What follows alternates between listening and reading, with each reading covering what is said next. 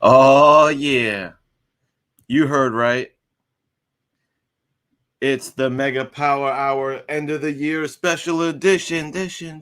Best bangers of 2020. One. That's right. We're here.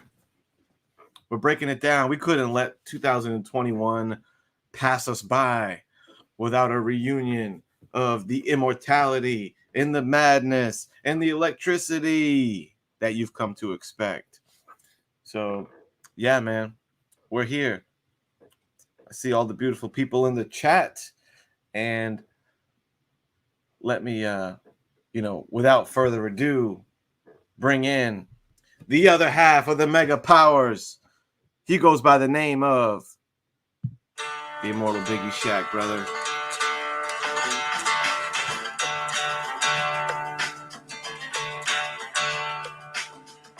Yeah, brother. What the fuck we do? 22-1, dude. What's up, brother? How y'all doing? Out there in the shadows. So glad everybody can make it to the extravaganza. You know what I'm saying? Mega Powers. Most powerful shit on the planet, the universe. Coming together once again, 2020. Motherfucking one. So appreciate y'all. Bring the other component to the mechanism, brother. The biggest. Yeah, let's bring in motherfucker. The motherfucker that's got the game on life support at all times, and he resuscitates you just before you go to the other side, brother, with them bangers. We're talking about Dr. Banger MD himself. Hey, boys. Okay. All my teenage dope slaves out there. What's up, baby? Teenage dope. That's what they used to call you in high school. Long time no see. Great to be with you guys on this Friday night. That's gang. Absolutely. Great to see all those beautiful people in the chat and Unruly Simeon. Yeah, the unruliest of them all.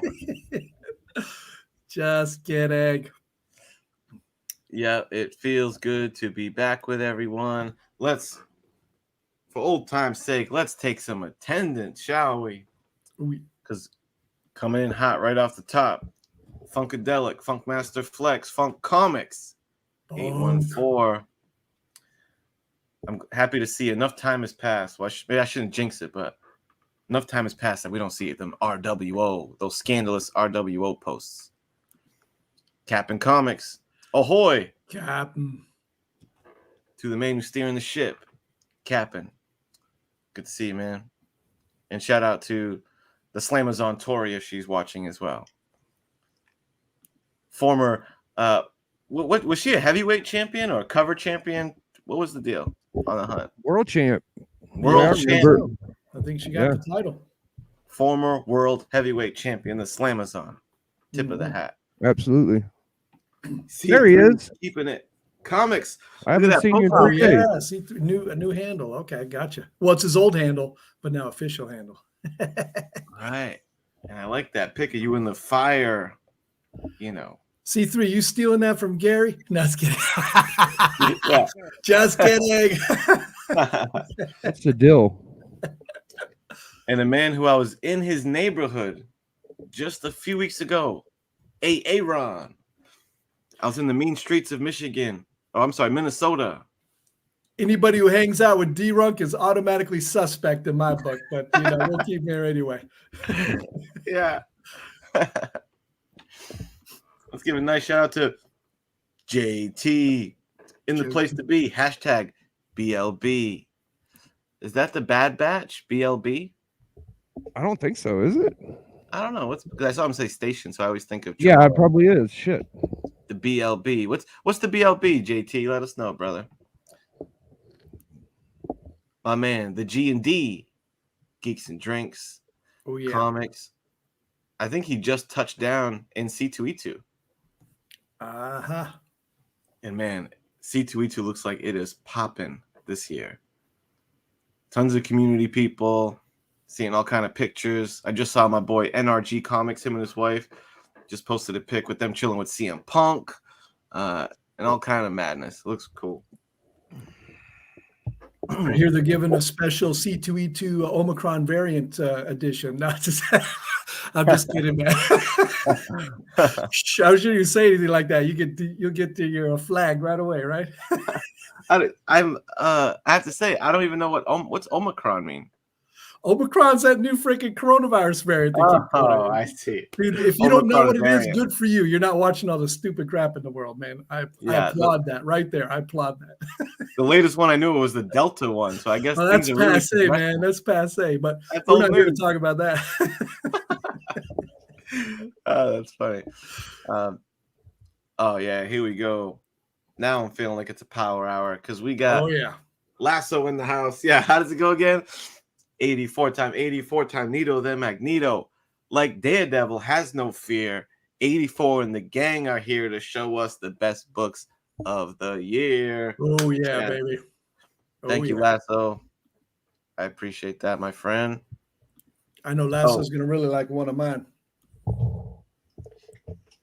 Hey, Aaron. Asking if we're live or pre-recorded. You already shouted him out, man. Oh, yes, I did. But, just kidding, Aaron. You're worth it. But when he asked if it was live and pre-recorded, I think Biggie Shack, you could tell him that we're always coming at you. Live, baby. Live.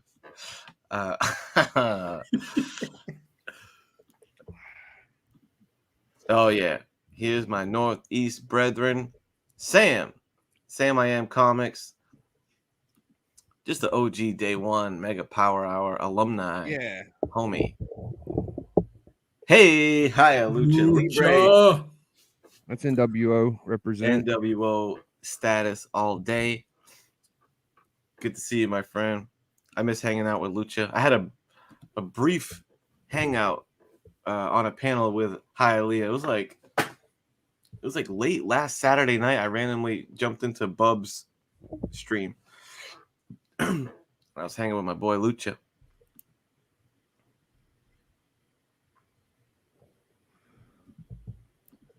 Joey Bag 07s, 4777. Good to see you, man. Benny C. Benny Compton. Oh yeah. Benny Compton is a big supporter of of New World Order comics, I've noticed. Oh, and he's saying, "What's up, Kenny and Biggie?" But leaving me out. All right. I'm taking note, motherfucker. I think it was before you were introduced. I think that must have been it. It's all good, baby. It's all good. No joking, all joking. Oh yeah, Benny C is a big supporter of the Big Shack channel, as is the Unruly Simeon.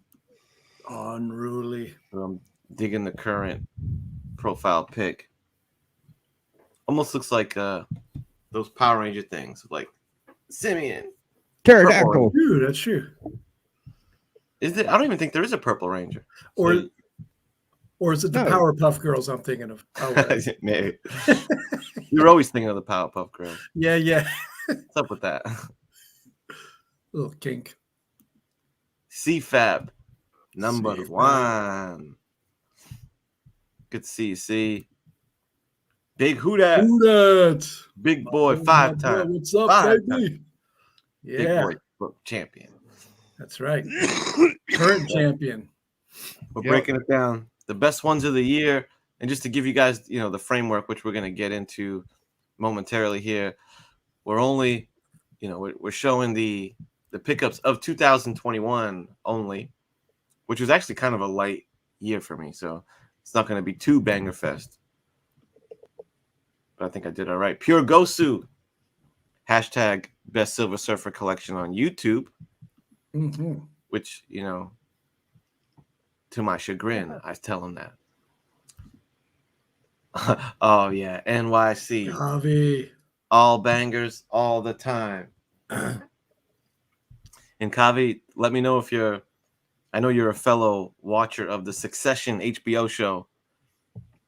Did you watch the Kendall Party episode? All bangers all the time. Oh, yeah. I hope you got that. let's see. Top 10s or 20s. We're going from 20 on down, brother. With a couple With honorable a few mentions. honorable mentions, yeah.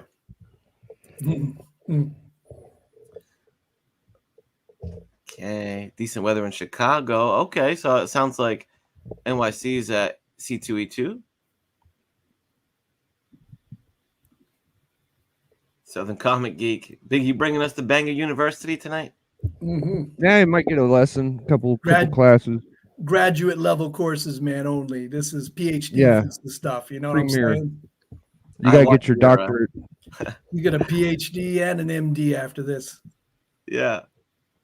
I watched your that show when you were breaking it down. The Biggie Shaq. Yeah, there's a lot of science. Chris Barrett. Oh, Chris, Spike. my man. He weaseled me out of my title when we faced each other.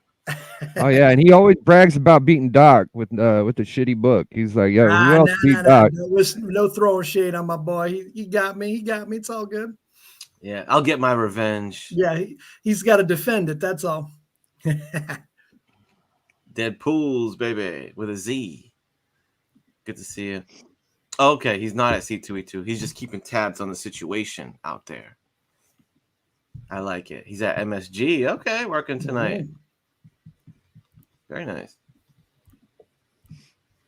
2-time Hustlemania champ. 5-time Big Boy champ. Oh, yeah. All Lots right, of champs in here. Lots of chumps, too. But that's all right. Attendance is taken. Everyone is accounted for. We got a great group starting us off. I've done a lot of yapping. You know, I think it's time for you guys to.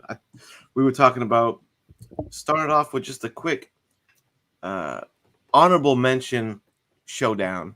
Yeah. You know, ones that we'd be remiss if we didn't at least give them a little quick shine before we get to our countdown. So, Big Man Cave, either of you want to? I'm ready. If Big's ready too, what you want to do, Biggie? You're the senior. You're the senior here. I'll go after Doc. I don't care. Okay. All right. All right, Big Doc. So Let's pop you onto the main stage. I'm going to run through these fairly quick for the sake of time. So, but these are ones that didn't quite make the list. They're big books in my opinion. I'll start with the 2 raw that made it. First is Tomb of Terror, pre-code horror. Dude's about to put the brand on this dude's face. Oh yeah, That's pretty serious right there, y'all. that is serious. Yeah.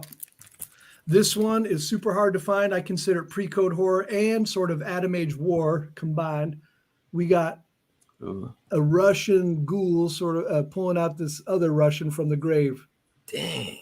We ain't finished with you yet, Ivan. And this comic, Mystic 18, is hard to get. Nice snow cover too. Whoa, I love that cover. Damn. Yeah. Oh shit, that's a snow cover. I thought the fucking paper was fucked up. No. And this is a pretty low grade comic, but it's still hard to find, man. The Russian Devil. Yeah. Still on the pre-code bent here. The Dead Who Walk. It's as a one shot.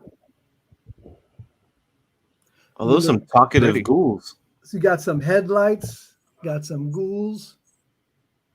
What the fuck are they saying? They're saying, she laughed at me. I told her I'd come back and make her pay. Anne's beauty has beckoned me from the horrors of death. She will be mine now. Wow. And this is a Bob Bear art. Bob Bear. For those That is nice headlight. Oh, yeah. What's up, Bazooka? He's appreciating your Mystic, seeing that it's hard to find. Everybody's seen this, so I'll just do a quick Journey in Mystery 84. Very nice. This Second, No big deal. Baltimore Con. You know this one, 84. I think you got a better grade too. slightly. This is a beauty. Actually got that one here. Son of a bitch. Oh, yeah. Love that book. I didn't know you grabbed one. Yep. Saw an opportunity, took it. Great book. Weird Mystery, number 6. It's a big ass book This right is there a too. I Bernard Bailey cover and pretty nice. well regarded. DS has shown us a bunch. I got this from my boy Lee Polanski. Now this could be my whole haul could be almost Yaniv and Lee Polanski haul. Jay Hood, my friend. Good to see you. Wow Comics, Wow. All American sort of cover here. Damn. Yeah, that's funny. Kavi's like, is first Mr. Freeze an honorable mention? That didn't make the cut? That didn't That's make the fucking cut. crazy, Nor did bro. Submariner number 3, which Houdat brought this to my attention. I got this on Insta. It has a Winston Churchill down there breaking the bottle on a ship. So it's a rare Wow. Schomburg. Look how big Sub is. He's giant. Sorry, I'm rushing because I got too many honorable mentions and not Take enough your time. Easy there, hot cakes. Marvel Flying. Comics, number 33, Schomburg. This is the Invasion of New York cover.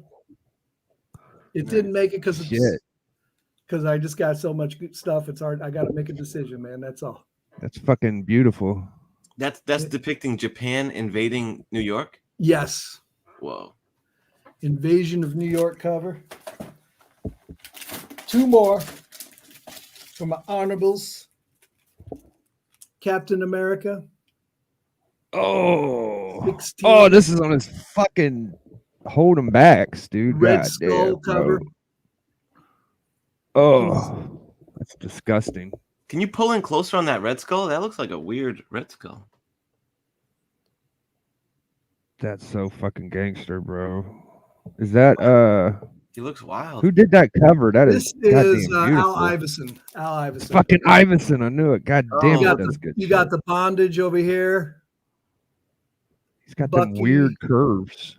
And this is actually the story continues in Young Allies.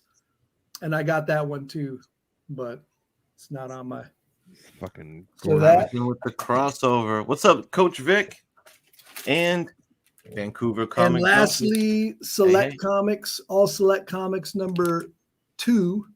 This is a Captain America with a machine gun coming down the parachute. Sorry, my lighting isn't as good as I'd like here. Submariner, classic Schomburg. shit. I never heard of that series, Select Comics. All Select Really? Comics. All It's Select. All Select. Yeah, never seen it. It's Nice. a Oh, yeah. like it's sort of like All Winners. Just Yeah, so there you go. We got my honorable mentions, baby. very nice. Poor Mike. Good to see you, my friend. Happy recent anniversary to you. All right. Cody Stevenson in the place to be. Big Puff Daddy. Appreciate you, man. Oh, yeah, I'm really feeling the groove here tonight.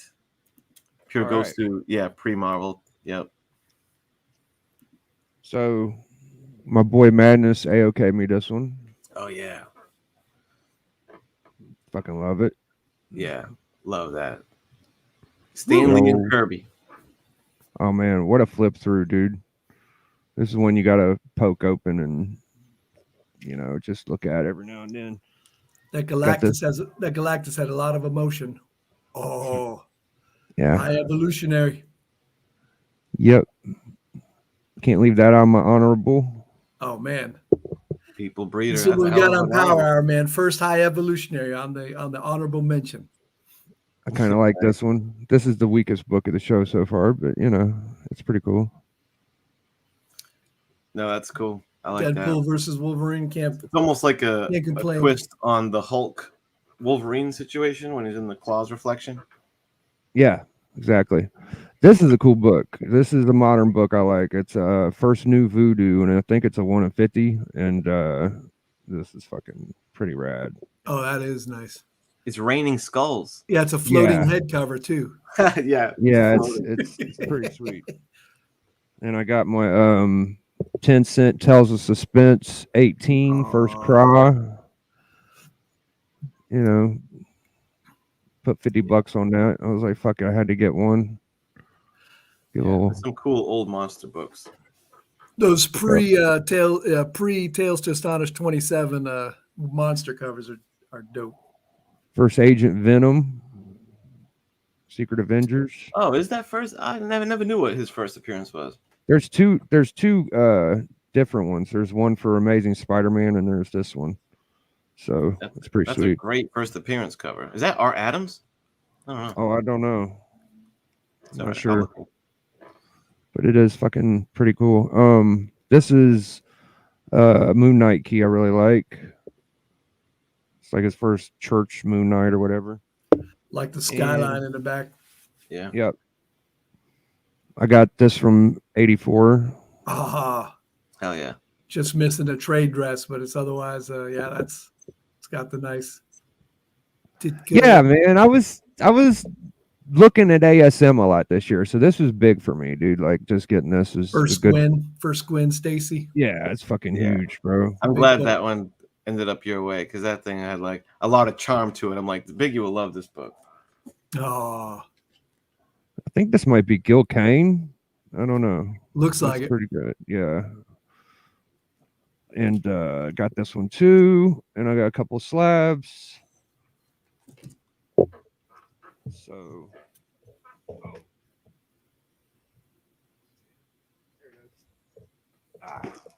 oh my god, I got a ton of other fucking books. I forgot. Sorry. So we got Spidey Super Stories, first Black Spider Woman, and this is like a pretty tough book to get. I got Daredevil 7. Woo! Daredevil grade. 7 is an honorable mention. Yeah. Got the Banshee. First red suit, first Banshee there. Yeah. Got this one. Yeah. This is a good score. An 84 box. Yep. Got this one from Madness. This is a pretty big book. Oh shit! I forgot you ended up with that. Yeah, it blew the fuck up, bro. Yeah, because the movie came out. Perfect. Yep. Annual 2. Doctor Strange. I'm gonna need that Mario book back, by the way. Yeah. I got that Blast Star. Got that Blast Star from Trick Daddy, where the fuck his name is, Tricky Trapster. All right, 3 more. We got this is honorable mention, low grade X-Men 10, first Kazar. First Silver Age Kazar. Right. It's got a big chunk out of the corner missing, but I'm not First mad Golden at it. Age Kazar. Anybody? 84. You know it. I know Biggie knows it. I don't know. First Golden Age Kazar. Hold on, it's don't say nothing. I already told you, man. Hey, I retain it. I got this one from Doc Submariner Annual 1, dude. What's up? Ooh. Was that slap? Yeah, that's 4.0. Check this out. Then I got this from my boy Stunner, brother. This was actually a Jabroni book, so it's my last. Chris Barrett called it out, man. Oh yeah, I just looked it up. I was like, oh, that's an affordable key. That's it. Very nice. Kazar goes way back. Very nice. As you can see, we're really, wetting that whistle here on the honorable mentions. So we're going to treat you right on the countdown. So let me go through some of mine. I got to say, some of these that are in my honorable mentions, you might be like, well, that book's better than such and such that made them full list. But I'll explain. Some of them, let's just see when I get to it. Oh, this is an example of it. So we had X-Men number 8 made the honorable mention list. First, Onus. And I actually acquired this one from a nice little trade that I made with my friend Metarog. Now, I don't recall this Unis showing up much else, or am I just deficient in knowledge of X-Men? I think he's a one-hit wonder. And this is a duplicate of this book for me. So there's a couple fairly good bangers, but when they're duplicates, they don't have as much, They probably had a meeting and they're like, Unis sounds too much like what, man. We gotta can that character. Yeah. Hey, shout out to my brother, the unruly Simeon, who AOK'd me a sweet high grade copy of this like a couple years ago, I think, at this point. We got that. This is a book that I always like to pick up whenever I find it. Oh yeah. Detective 469. Dr. Phosphorus. I just think he's like a slept-on Batman villain. A lot of those Copper Age, late Bronze are, there's a lot of villains that you never know, man. They might hit. Yeah, and they bring him back from time to time. Like he's not like one and done. He's no Unis. He's no Unis. Yeah, this is like my third copy of this. I remember when I was at Baltimore Con with C2E2 with Kavi. Matter of fact, I was looking all over for this fucking book, but I couldn't find it. So now that is my third copy. We got Strange Adventures, second appearance of Deadman. Yep. I got that one. That's great. That's nice. Now, is that Neil Adams yet, or is that still Infantino? That's a good question. I don't think it's Adams. It doesn't look like Adams. I don't think it is either. He took over a little later, I think. Yeah. I have no idea. Courtesy of... Awesome. It doesn't matter. Don't matter. Yeah. Jaguar, shout out to you for that A-OK, brother. This was a nice little flea market find for me. Little Daredevil. First Typhoid Mary. Which I always thought she was a pretty cool character. She was in the story a lot. They brought her up a lot, dude. She was a pretty big character there for a while. She was in the more recent, pretty good Daredevil run. She was in that with Kingpin, yeah. Yeah, and for you spec heads out there, I would recommend that book. Because Daredevil's on the scene again. This one, I love this book. Quirky as fuck. The A1 True Life Bikini Confidential. Nice. With a stellar Adam Hughes cover. Wow. Nice. Well placed sunglasses. Yeah, right. And I'd be remiss if I didn't show you the back. Brian Boland back cover. So we were just looking at Camelot 3000, which we figured out was Brian Boland covers. Yeah. Indeed. What is the bikini confessing? No, they confess while wearing bikinis. It's a whole thing. What up, Count Valen Strange, brother? I see you. Von Strange in the house? Oh, yeah. What's up, my man Strange? Mm-hmm. Got a nice little DC. First Parasite. Damn. Yep. That must have been a good dude. That's like a Superman straight to the heart book right there, brother. That's some. Those are classic Kurt Swan torsos. There, he had a look to his Zeeks. Yeah. First guy I ever seen with this book is Mr. Biggie Shack. I'm like, what is that? Parasite. Yeah. Fucking Parasite fan, dude. Have you ever seen the fucking poster on the inside? You know what? Pop it open. You gotta see this, bro. You gotta see this. Yeah. And if it's missing, you got an incomplete, and you're screwed. I wouldn't be surprised. It's not in great shape. Let's see. Do we have a poster? It's fucking amazing. There's a splash. Do we have a poster? There it is, baby. You got it. Pin up included. But what did I tell you, dude? Look at that. That is a torso and a half right there. Seriously, look who it's signed by. He made his men, man. There were no skinny jeans in his guys, Signed by Superman himself, brother. Boom. Superman Sig. CGC it. Awesome. Yeah, I got to get me that painter's tape, man, for my comics. I'm tired of dancing around regular tape. You still doing Scotch tape? I know. Yeah, as long as I've been collecting comics, I still have freaking Scotch tape. It's ridiculous. Come on, man. Yeah, it's an embarrassment. Jimmy. Good to see you, sir. We're breaking down the top of the year. To C2E2. And for you later arrivals, this is the honorable mention section of the show before we get down. So we haven't even. This is just the warm up. This is not even. This is the foreplay for foreplay. Yeah, we're just warming you up. Starling. Little Strange Tales. That's the first nasty. Megas. That's right. It's also the War- origin of Warlock, I believe. Megas. Megas. Little DC 12 center. Oh It man, looks like Russ Heath. that is nice. I don't think I've ever seen that one. Mm-hmm. Yeah, what number 3, I think. Yeah, Sea Devils 3. I believe it is Russ Heath. Yeah, it's got that gray tone That to it. great tone. Bam. They're fucking legendary, Doc. You'd love them. Oh, Jimmy, the C2E2 crew. You think I'm going to let all you hooligans in here? I don't think so. Going to raise some hell up in here. Hellraiser. Fucking let them in. Hellraiser. We got an agenda.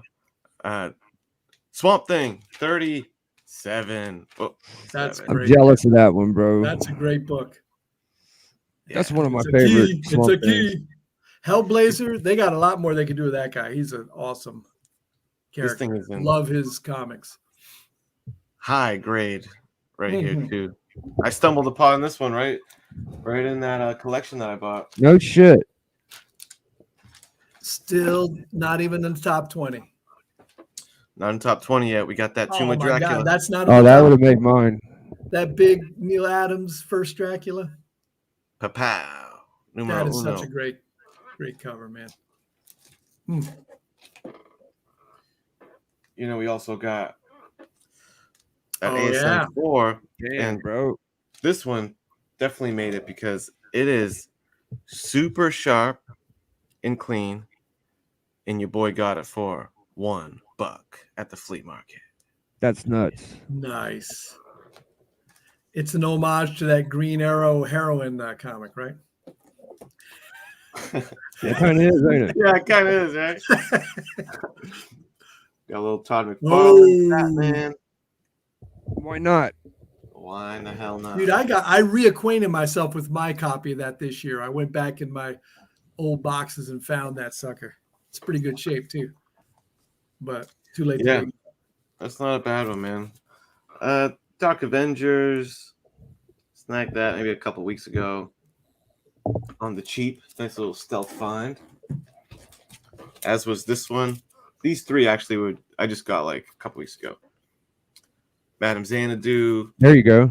Master of the Universe, a sketch cover commission that I had done. Fucking nailed it. And my last honorable mention I'll throw your way is my complete set in crispy high grade, maybe unread, 7-issue set of Oh, A1. that is. Love these. Those are great covers, man. Dude, they're star-studded.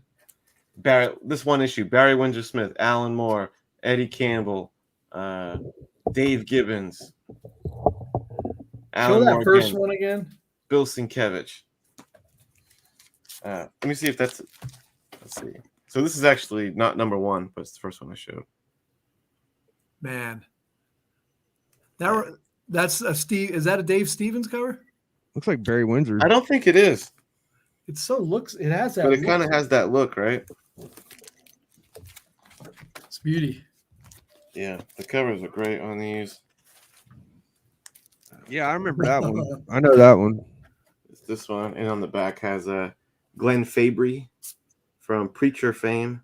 Now that's pulp. Like if I ever saw it, man, that's a pulp. That's an homage to pulp.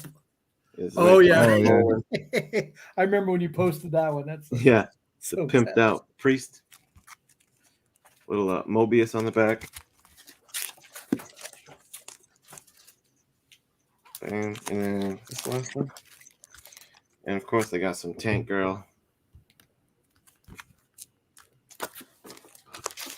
So yeah, them A1s are pretty sweet.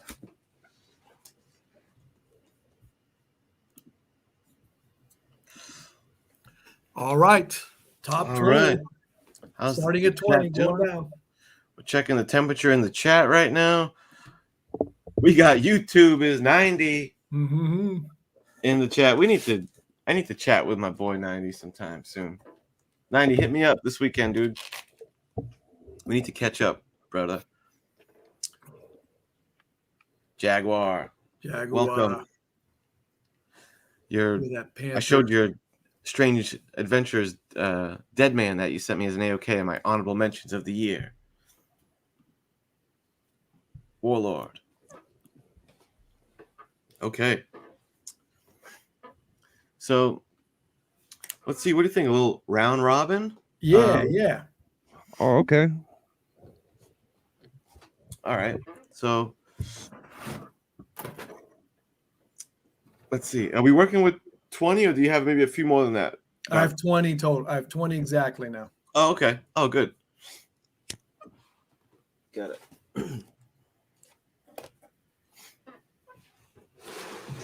Yeah, I got 20. All right. Yeah, why don't you start us off, Doc? So this is 20. I'm more of a superhero collector than a pre-code horror, but this is one of my favorite books. Bernard Bailey, Weird Mysteries #4. Oh, yeah. It's like the guy turned into an ant. Yep, dude's an ant. You got the sort of the creepy house with the gravestones in the background. Just such a great cover. Very Everything nice. going on there in good ways. Very nice way to start that out. So I got this really pretty Silver Age X-Men. I didn't get much X-Men this year, but X-Men 55. I believe this is the origin of Angel, and it's also Scott's brother. What's his name? Oh yeah, Havoc. Havoc. Yeah, is that I think this is Barry Windsor Smith. oh Windsor Smith? Yep.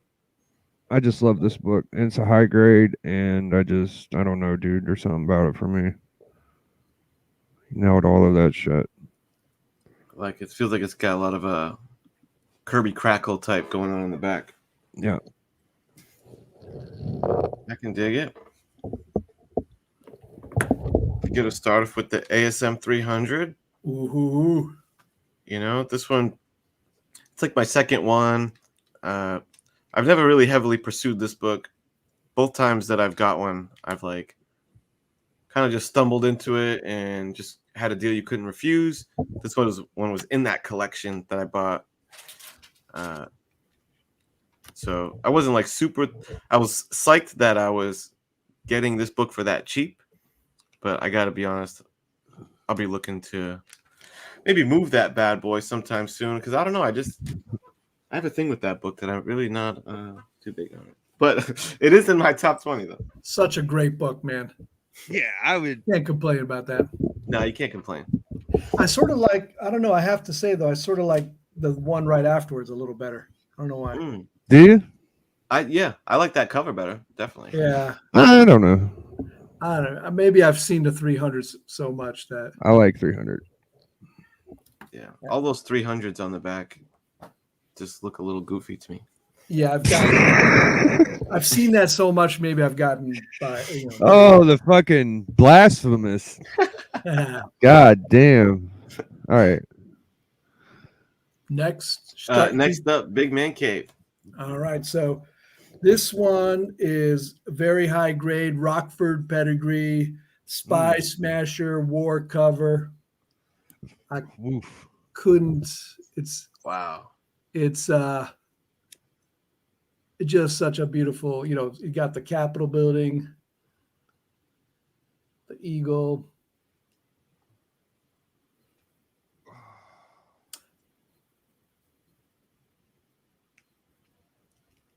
Yeah, what a patriotic cover.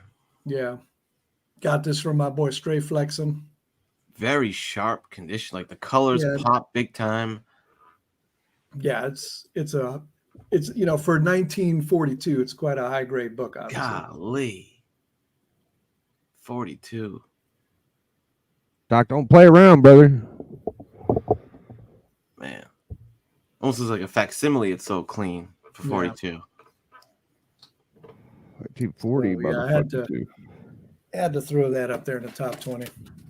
Yeah, that's a killer book. What number spy Smasher? This is number 4. There's 11 total in the run. I'm missing 2, but I have 2 8.5s actually. I have my number 11 is an 8.5 as well. Very nice. Kingdom, tip of the hat to you, my friend. Good to see you. Good to see you. Big Shaq, we're on to number 19 with Big Shaq. So I got this one from my boy Mastodon Comics. Surprised your boy with a gorgeous Ooh, Phantom Stranger. Yeah. prototype Man-Thing in a Love different this book. universe. Thank you so much, Mastodon brother. That's Very probably fun. the top Phantom Stranger comic as far as people wanting it. It's an important book to me. I'm a big Neil Yeah. Adams fan. He could easily be my second favorite artist, and this is one of my favorite Neil Adams covers. So. Yeah, and that's more like his horror type comics, and I feel like Neil Adams is underrated for his horror. Very nice. Very That's spicy. beauty. That's Very spicy. We're coming at you next on the list. A little. I want to talk to Samson. Fly me to the moon. Doc Samson debut. I just love this cover, man. Yeah. Trempe, right? Yeah, this must still be in the Tremp era. Yeah. It always like their poses makes me always think of like that old school pro wrestling test of strength when they would grab each other's hands. And, Yep. Yeah, badass. Very happy to have that. Very nice.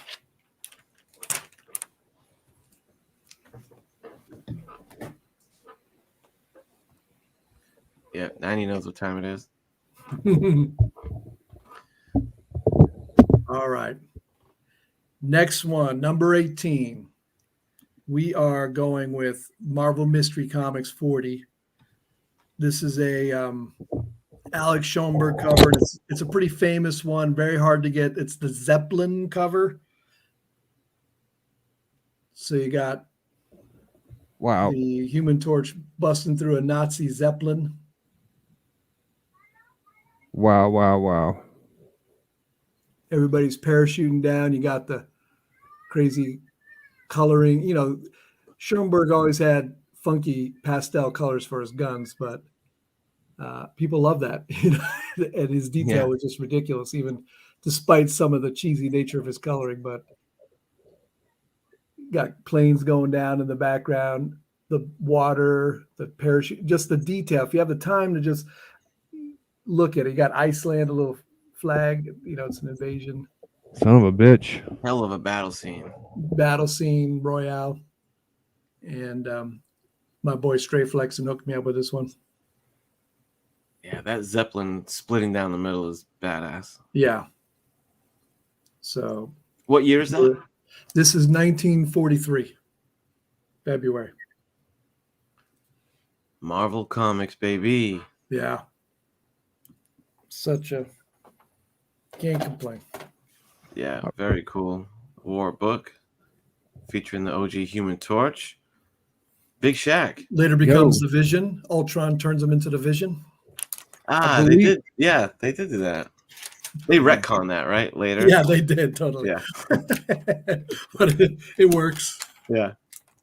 So this is 1961, I believe. 10-cent Batman, number 141. Second Batwoman. First Clockmaster. Shout outs to Stunner. Yes. Damn. Love it. The original Batwoman. Wow. Now, do they ever bring that Batwoman back? I mean, who knows the history of? Do we see her at all? Did they ever bring her back? Yeah, I think so. The blonde-headed, red-dressed Batwoman. I don't think so. She actually has black hair. She has blonde hair. Oh, I'm sorry. It's the one down tied up. I was getting confused by that cover, but the one tied up with Batman. She has the black hair, the yellow outfit, the red cape, and right there. Oh, right. The first Batwoman. I think Katie Kane. Yeah, I think so. You know, if I was better with names, Chris, yeah, tell me, does she appear? Where does she appear later? And I'll probably go, oh yeah, but you know, I just can't connect it to the golden, early silver, I should say. Good one, Biggie. Yeah. Thank you. Thank you. Nice condition too. Not bad. Yeah, that thing looks nice. I'll keep the DC 10-cent train a rolling with none other than Action Comics. Action Comics number 254. A fucking big book, bro. That Bizarro. The first real Bizarro, in my opinion. That's not a nice easy. copy. That's not a cheap book to get, bro. That's not easy pull. That's a nice copy. The Yeah, first, because of Superboy 68, I think it is, where it's quote unquote the first Bizarro, is actually Superboy Bizarro, and he doesn't even live beyond that comic. This and is it's the like first the more Bizarro sought we out know and book love. too. Yeah, but I mean, That's I think you nice. can't go wrong with. I mean, it's the legit Bizarro that we know. It's as far as a debut cover for a villain. I mean, can you get much better than that? Not really. Yeah. That's It'd be legit, cooler bro. I would have liked to see the S backwards on his chest, but Yo, first of all, let me break down the history on this book, brother. My boy Madness went out to Big D Runk's territory, brother, and hit up his shop and took this book, motherfuckers. That just cracks me up. Yeah. Right out from D-Runk's drunken nose, that jabroni. Yeah, he was drunk with a skunk. I said, beat it, D-Runk. This is my Superman book. I'm the Superman collector around these parts now. Yeah. Supposedly such a big fuck you and your shop. Collector. You don't even know. You don't even know no Superman Kitty, man. He's a pretender. And I'll tell you, man, as of about 6 months ago, I have just been bit with DC Silver Age collecting, man. Oh, yeah. I've just been a Marvel guy for the longest time, but I've been having it's almost it's served me well that I kind of overlooked anything other than Batman in DC. I overlooked a ton of it and just stuck with Marvel. But now that I'm like kind of burnt out on it, there's so much. The prices are kind of nutty.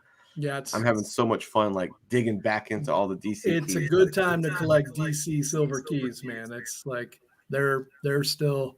They're like the treasury bonds. They've stayed steady, man. They're not going crazy. Yeah, you can get great deals on DC Silver, man.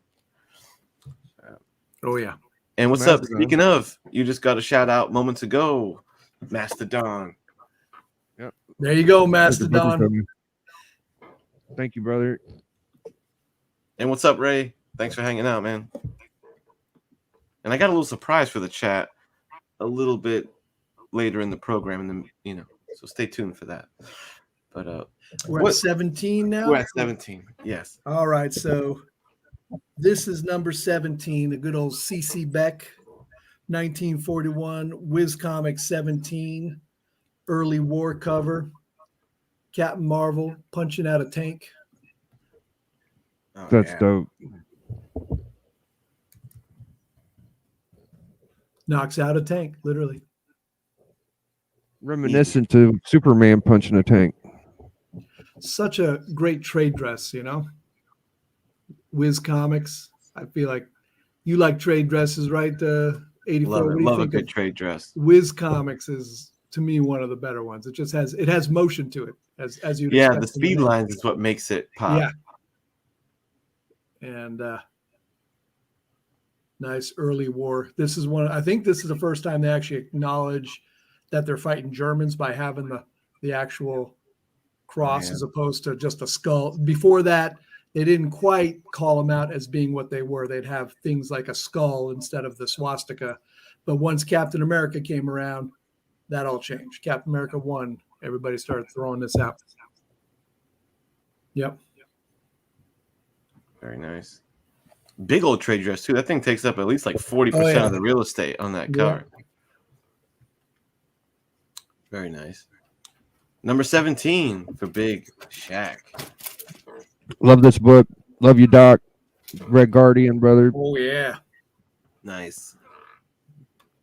Nice little row of floating heads up there. Yeah, I'm a big Captain America fan. This is probably the closest I'll get to a Cap one. So I got the Russian version of Cap, first appearance. Yeah. Yeah. You got Cap 100, man. That's closer than this. Come on now. I don't know. This is pretty cool. I feel like Love you this. possibly have an Avengers 4 in your future at some point. I don't know. Maybe. That's all right. Yo, Red Guardian's the shit, man. I love it. Yeah. Fucking love it. He was one of the highlights of that because I didn't have too much familiarity. Like I never read a lot that had him in it. So my first, that Black Widow movie was one of my first things. I have to see that still. I haven't seen it, but It's not bad. It's not bad. Yeah, it's not bad. You're not missing a ton, but that Red Guardian guy is one of the highlights for sure. I'm quite behind on my Marvel Universe TV watching. So It's worth a watch. It's definitely worth a watch. If it just feels like anybody could have played that role and it would have been good. The CG is excellent. It was pretty a little lackluster ending, but CG was good. That's all right. Yeah. Nice. So I'm glad it's at a good home, Biggie. Hell yeah. Indeed. We're staying on that 10-cent DC with actually this one also came from the old Minnesota trip with Justice League number 5. Oh. Love this one, man.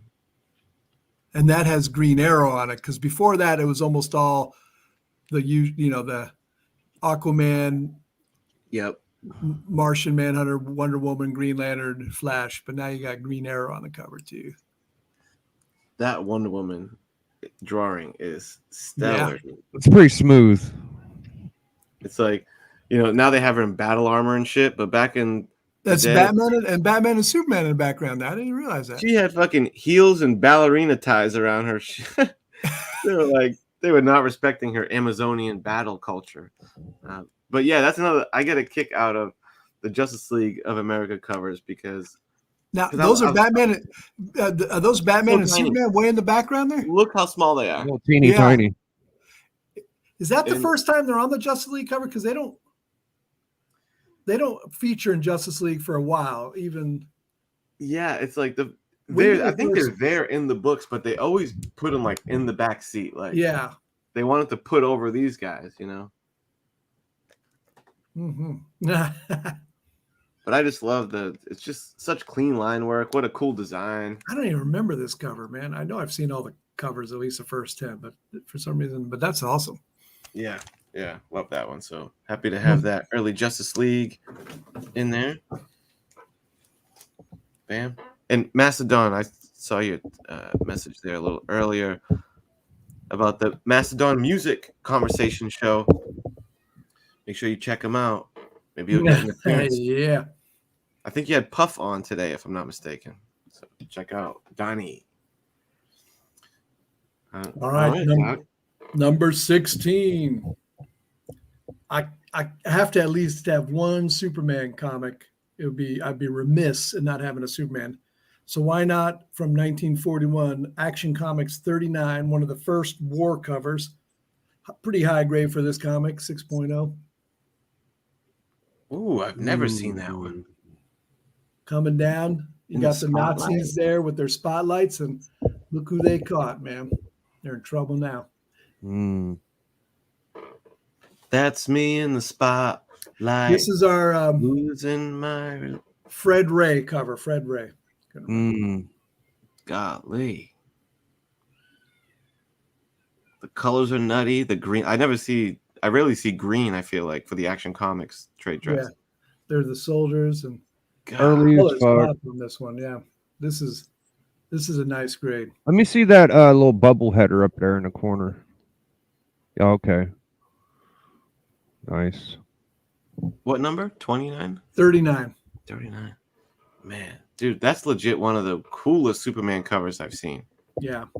Wow. And as you say, the green trade dress, it's just good God. Nice comic. Off-white pages. Doc's a savage, brother. Those who you like the pages. Wait. That was something special. That's a great book. Yeah. It really was. Thanks, 90. Big Shaq. Number 16, Sweet 16 for Biggie Shack. So I don't know if y'all are getting the gist of this, but before the show, Madness was like, "Fuck it, let's do lowest to highest." So if y'all ain't caught the drift, which I'm pretty slow, but I got that first Black Bolt in there, top 20. For the record, I said it a week ago. Let's put them in order 1 to 20. You didn't say by best though. You said 20, did. 20 I was like, I'm book ranking list. them. Top 20. I guess that makes sense. You're probably right. Yeah. Come on, Biggie. Come on. Your top 20. He tried to throw me under the bus. So he just told me. Classic Kirby floating heads, and you got the whole Inhumans and the Fantastic Four. That's just Yeah. If you look real close, it says fart under his butt. Oh shit! Whoa! Oh, I love it. And you know, the kid who owned that wrote that, so it's legit. You know, I love it when it's. A lot of people have problems with stuff written on comics, but when I feel like it was probably the person who bought it long ago, I find that sort of charming to some extent. You know, to a limit. Yeah, and the green guy's saying burp. So Burp, fart, burp. And you know that's how I got a lot of these books because it was marked down significantly. Yeah. You know what I'm saying? So That's great. Wow. There was an Avengers 4 that still I still see it, I think, on Instagram. It's pretty high grade, but the kid drew a beard on Captain America that just won't sell because I think people have a hard time. Well, they want a lot of money for it, and that's where it might hurt you. But if you could get, I have a tough time with pen markings and stuff drawing. Yeah, I know that's your thing. You don't like that, but for the right price, Scarpad, good to see you, and IWK in the place to be. Yep, that's the infamous fart variant. That's right. The fart pedigree. That'd be awesome if the kid had fart on every comic and it became a pedigree, a fart pedigree. Yeah. Next up for me was this beauty. I really dig this book. We're getting out of that 10-cent Silver Age way back to modern times. 2016. Ooh. The Ultimates #2. Oh, I like variant with my boy Galactus. That's the Leonardo da Vinci variant? Yep. Da Vinci's The Vitruvian Man. Look at that. That's pretty cool, man. I would usually balk at you putting a modern comic on this, but that's pretty bad. Right? I know. 9.8, the prestige grade on it with white pages. I don't know. I don't think Whodad's still in here. I bought a modern comic that was a Galactus cover. It was just such a cool cover. I didn't know anything about the comic, but I love a good Galactus cover, man. You and I have that in common. Yeah, definitely love a good Galactus. And that backdrop too, being like almost like sketch pad old. Oh yeah, that's a great. I love it. That's creative. Great presentation. And to pick Galactus for that was perfect. yeah, man. So. Very definitely, certainly a cover by, of course, but goddamn, when a cover's so sweet, we're all guilty. Beauty. I am. All right, we're hitting the 15 mark here. Well, just as I'd be remiss for not having a Superman, I'd be remiss for not having a Captain America on this list. So we got another Schoenberg. Now you saw that Marvel Comics craziness. This one is probably even more crazy. It's Captain America 37. Captain America coming down with a bomb and Bucky with a gun with a flamethrower. So it's Bucky with the flamethrower, Captain America with the bomb, dropping in on the Nazis. You got the American flag in the background, the troops in the background, the burning city, the planes up above. Always so much going on. Is that like a double whammy with the flamethrower and the bomb being a timely? Absolutely. And they call it the American flag cover, which I call it the flamethrower cover a lot, because you don't get a lot of the flamethrower stuff, and it's just look at that guy on the lower. Let's see, the other corner. He's like a big dude with a little tiny head on the other side. You can see him. He's got a little handgun. Yeah, it looks funny. Oh, no, I was looking at it wrong. No. That's a wild cover, man. So it's, wish I could get a little better resolution, but All hell breaking I loose. think I got to upgrade my camera, man. I feel like it's not coming out the way it should. I wish I would Not, too. not bad. Not bad. We're No, getting you it. look good. Yeah, it's not bad at all. So there we go. Schoenberg. Schoenberg cap. Very nice. Big Shaq. Looks like So you got a I'm little gonna- Spider-Man. I'm gonna cheat a little bit, but I had this book. This is definitely top 20, but also this is an honorable mention. I knew it was coming because it was on the back of this, but this is one of my honorable mentions. So Nice. Guardians of the Galaxy #1, but I love this Ramita. This is beautiful. This made the end of my year feel really complete getting this one. So Doc's a holy man. Mm-hmm. God damn, I love this book. It's so much. Top 15. I mean, that's Shocker, one of the baby. better villain first appearances for Spider-Man. That's a great. I had to have it, bro. I was just Yeah. Found a good home. Found a good home. yeah, bro. That's the other guy, Ramita. So my number 2 always switches between Neil and Ramita. One day I wake up, it's Ramita. The next day I wake up, it's Adams. But that's my top 3. Can't be mad at that. Can't be mad at that at all.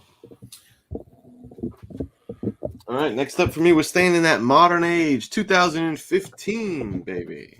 2015. I always had my eye on this book. I was like, I don't know if I'll ever want to buy it. I like it, but one day I just said, it will be mine today. I'm going to get that 9.8. Who knows? One of these days, maybe this book will be all the rage. I know Biggie appreciates this one. Older CGC label, 9.8. Oh. That Gwenpool Secret Wars. Oh. I don't know if it's the 1 in 50 or 1 in 15, but it's a ratio variant. And like That's the book you want, bro. Give a close up of the dude on the floaty. I've ran into so many of those Secret War variants. Okay, now I'm appreciating it more. Yeah. And I've never got that one. And it's just like, that's the shit, bro. That is pretty cool, man. I've seen that, but I've never looked at it closely. It's the best Gwenpool book. That's pretty She's cool. chilling, sipping on the margarita. You Who's can see coming the up dude on her? that she just killed floating away. Oh, yeah. At Okay, I his got feet, it. you know. I like the way that the water's drawn. Very cool. Yeah, and the pink accents. That's a solid fucking book to buy just because if anything happens with her, and she's written to where she can't lose, bro. She literally like writes her own story, dude. So I fucking love that character, and that's the best book to get, I would say. She has a weird thing with because Howard the Duck #1, they consider her first appearance, but she's not in this book at all. It's just the cover. It's a Gwenpool variant, but it came out before her first appearance in Howard the Duck. Oh, really? So they the label won't say it's the first appearance. It just says predate Howard the Duck 1, 2015. But I feel like Gwenpool collectors know this is the one, you know. Oh yeah. That's pretty cool. It's not even close. Good, you know. Yeah, so that's a fun one. Yeah, good. That's a cool Gwenpool right there. That was my 16, right? Or 15? 15. Number 14 now. 14. Damn, these are gonna be some heavy fucking books coming, fam. Now this one is for Golden Age collector geeks, so I hope you guys appreciate it. It's a George Tuska, Lou Fine cover, 2 famous Golden Age artists. There's 2 national comics that are considered the ones to get. This one and the one where Uncle Sam's holding a battleship and fighting a skeleton. So this is number 7. Just the colors pop, and it's just a cool cover. Oh fuck! You got the crazy sort of, it's underwater, but there's a ship. Now look at that header! Holy smokes! That ship's in the background, and yeah, he's not underwater. I'm sorry, but it is underwater. Yeah, the bubble's coming up, and kids shooting below. I don't know why Uncle Sam doesn't need a oxygen thing, but he don't. And got just the troops marching in the background, the ship in the background, ominous. It Son of a is. bitch. It's a big. The Golden Age collectors love this book. And Kind of looks like a Joe Kubert cover. Who did the cover, Doc? Lou Fine and George Tuska. Lou who are- Fine and They're Tuska. the Oh, old. They're like some of the bigger, older, early Golden Age artists. This is 1941, January 1941.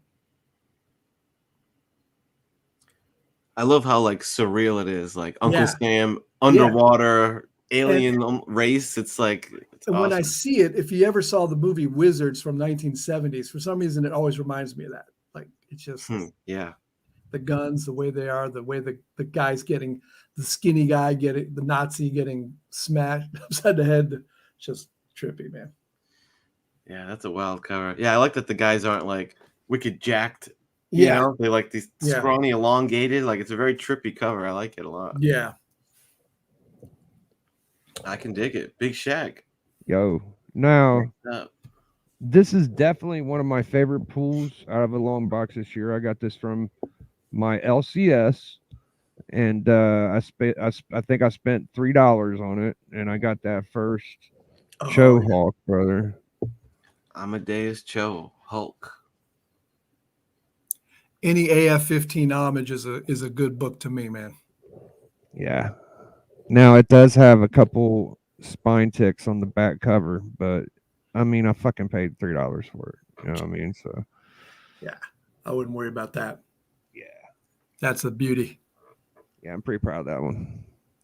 Yeah, I didn't realize did they do like another ongoing series of Amazing Fantasy? Like, they did, dude. 2000. Great keys in them. They got the vampire chick. They got Ariana. A few other in the run. Oh yeah, Araña, the Spanish girl. Yeah, dude. Nice.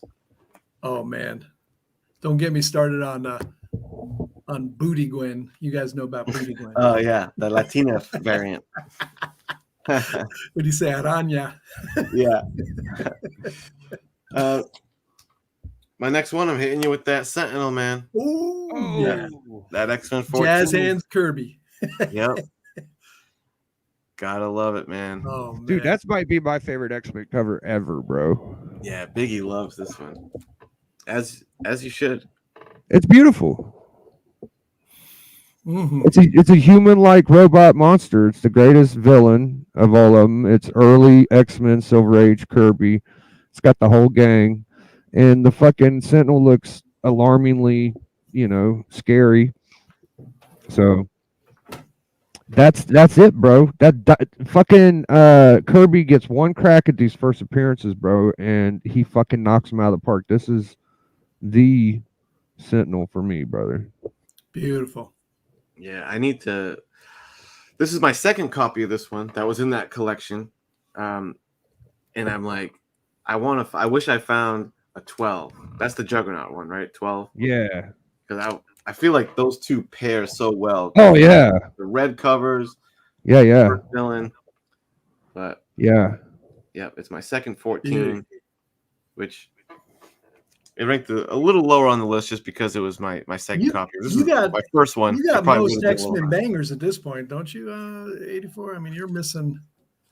I've covered a lot of ground in the past couple of years. Yeah, on my X-Men bangers. Thankfully, beast. A little earlier than the hype really went. They're never cheap, but nowadays. And nice, Geeks is going to get one graded. Hell yeah. Sure. Yeah. Well, I got me number 13 now, Lucky 13. Yeah. It's my only Silver Age comic on the top 20. It is a comic I owned a number of years ago, but foolishly traded it away for something else, which I'm enjoying, but I wish I'd kept the higher grade. But I managed to get this when it was going up in price, and I won't say it was cheap, but got even more crazy. But I'm glad to have it. It did go. Amazing Spider-Man. Yeah, bro. Yes. Number 3. Fucking Trace, brother. I can't leave this off a top 20 list. You know what I'm saying? Woo! You know what, man? I think that Doc Ock finally might have passed Green Goblin as the one issue you want for early ASM. What do you think about that, Doc? You think that Green Goblin still bigger, or Doc Ock, or has it always been Doc Ock? That's like saying who's better, Kobe or so and so. It's just like it's just like I don't make a fuck. Okay. I love them both. Yeah.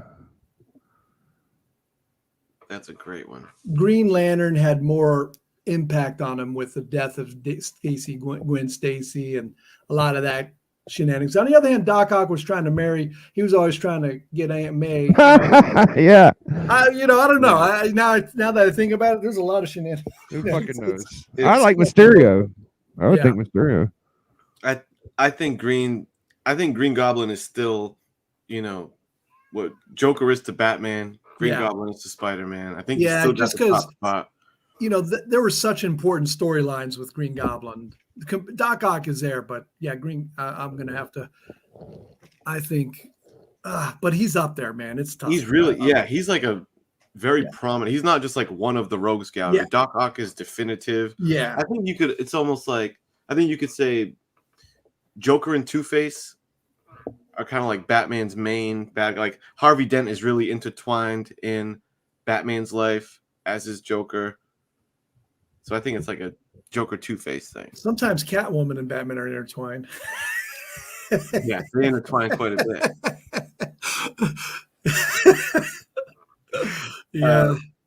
But Big Shaq. Yeah. What road we venturing down now? So I was trying to average a banger a year this year, right? I was trying to get 12 decent bangers, and a couple of them months I took off, and I actually won a couple bangers. And if you know, brother, Austin Lemmy, Spawn, original art cover. Damn, that's original art sketch. Yes. You remember that? Nice. They did a like a homage to Something Is Killing the Children, and it was Something Killing the Turtles, and Jim Mint had them, and Burke, and all of them had the. Anyways, Lemmy did it, and it was really popular. But he does covers and shit, and this is sweet as fuck, straight from the community. That's nice. I like those black and white sketches. There's something about them. When they're done right, they are sweet, man. Yep. Thank you, Austin, brother. Yeah. That is pretty sharp. Very nice. Oh, yeah. On to the 13. Lucky 13. I'm running to take a piss. I'll be right back. This one's another, actually, second copy for me of a book. And also one that I found in that collection. Another banger, X-Men. Very happy. Oh, man. Grab that 129. It's like, funny thing about that comic, I bought that back when it was on the newsstand. Yeah. Mine is such a beat. I don't have a nice copy of it. I just have the one I bought, which is like a 2.0. Yeah, well read. Yeah, I loved it, but yeah, it's a little rough now. Seen better days, but that's beautiful. That's a big book, man. That's a big book now. Yeah. It's a shame that it's like two big first appearances and neither of their asses make the cover, but right.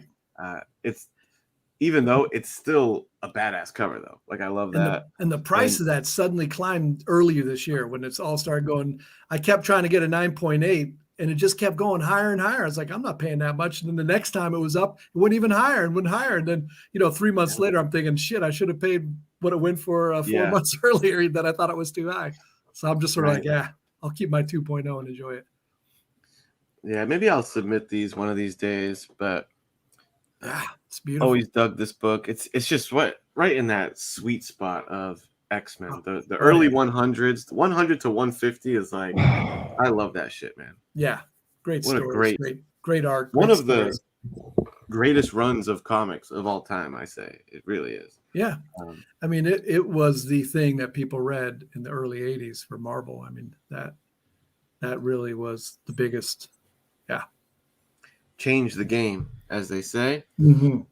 Thunderhouse, good to see you, man. Disco Bay, hell yeah. Disco After dark here tonight. and my homie Cardstock Variant. Good to see you. Hey, I'm glad you guys are here. We're getting close to a, we're almost special- halfway through the a top special. 20. Once we hit the halfway point, you guys are going to want to stay tuned because we got something special for you. We're moving to number 12. Number 12. Best This is the and old- for those that I think the title of the video probably lets you know, but we're going down through our best / favorite pickups of the year. So only 2021 pickups, and we're going down from 20. We're at number 12. Man Cave. So this is the oldest one on my list from 1939, and it's a it's a big book, Wayne Boring art, pretty famous cover, second Sandman cover, I should say. Adventure Comics 42. Ooh. Yes. Got the gas gun, sort of the gray tone cover.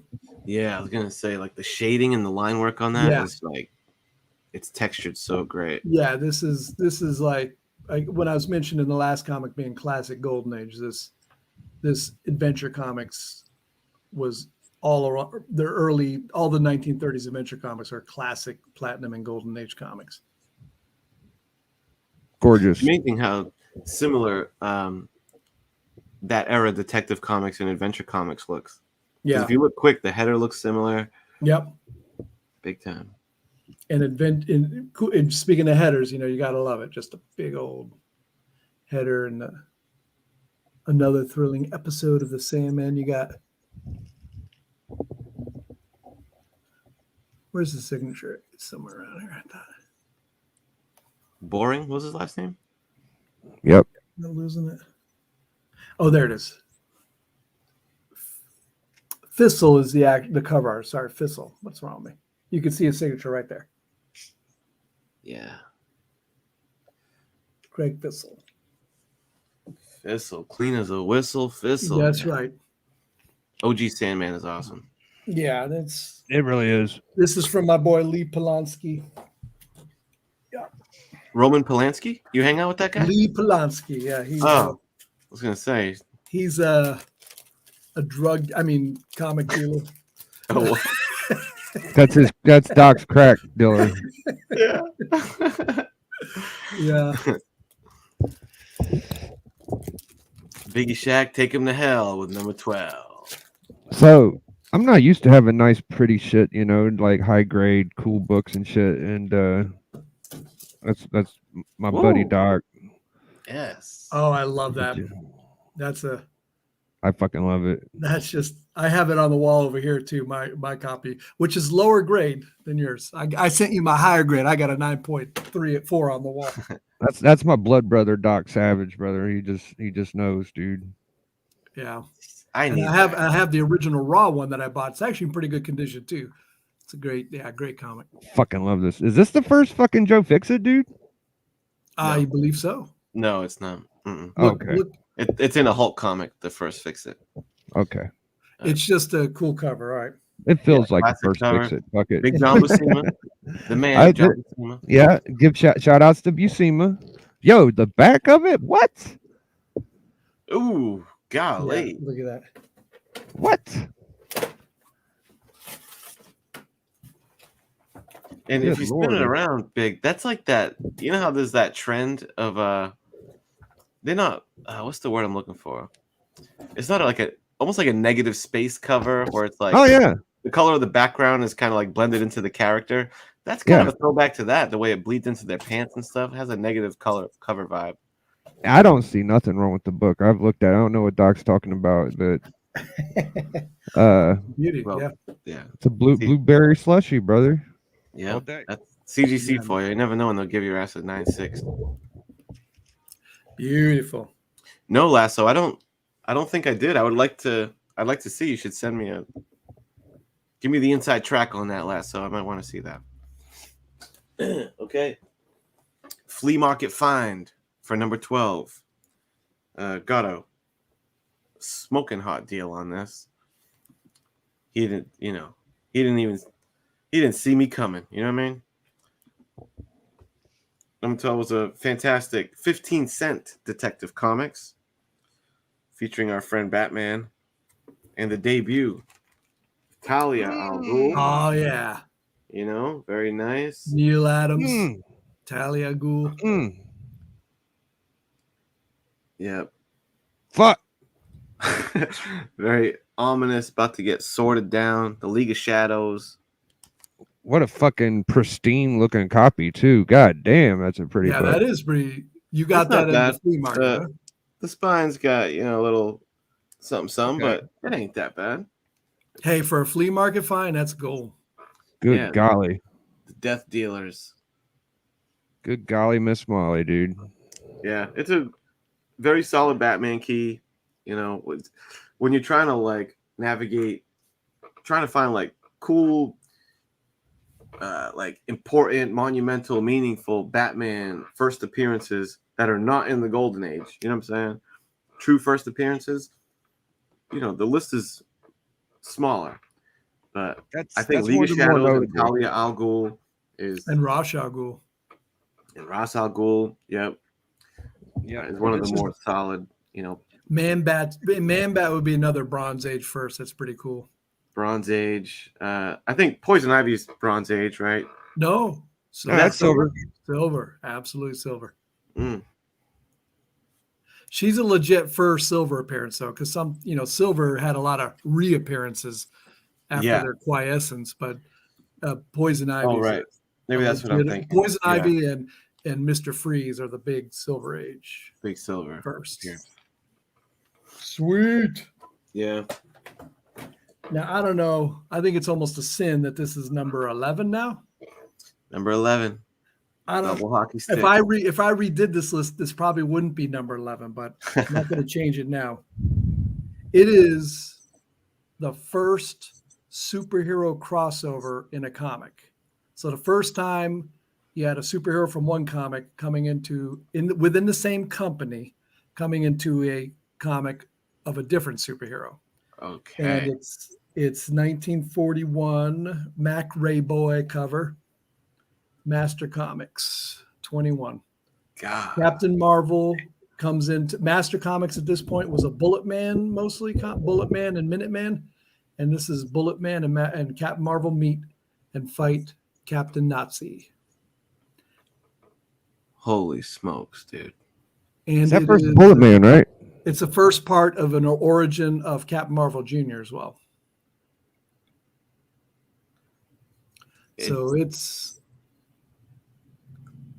the way they played it up on that cover is like, it feels like an important meeting of the two characters, you know? Then Mac Rayboy was just an amazing artist too. He really another detail-oriented guy on Schomburg sort of level, but a little more. His art was a little more precise and on point in a way. Schomburg was very detail-oriented. Don't get me wrong. I don't want to start any debates here, but he's just beautiful. Man, that's a killer book. Yeah. Got this from Hiram's Collectibles. The guy's on Instagram too. So shout out to my boy. The Hiram. Hiram, yep. Hiram. Yeah, someone gave me a heads up. Oh, he's showing that. And I was like, on it. Yeah, nice pickup. Yeah. Thunder House shouting out Deadshot as another nice bronze key. Oh, yeah. For Batman. Very nice. Pat But Wall. again, Deadshot was in a Golden Age appearance first, right? Wasn't he? No, was he really? No shit. I'm pretty sure Deadshot was like Batman 50 or something, wasn't he? I think he's a detective. Yeah, because he says in his comments says modern version of Deadshot. So yeah, he was a Golden Age guy. Oh, Batman 59. But he was never on the cover. So that's our first cover, man. Pat Wall says, took me long enough to get the 189 Scarecrow, Bronze Age. Never get that World's Finest 3, Ultimate Grail. It's a pretty big one. That's a big one, Patrick. Never say never, my brother. That's right. You never know. Don't buy any more of those sketch covers. Save up and you buy that. And if it ain't the rascal himself, Comic Mag Musings, Bill. Bill. I guess that's all you can afford, man cave.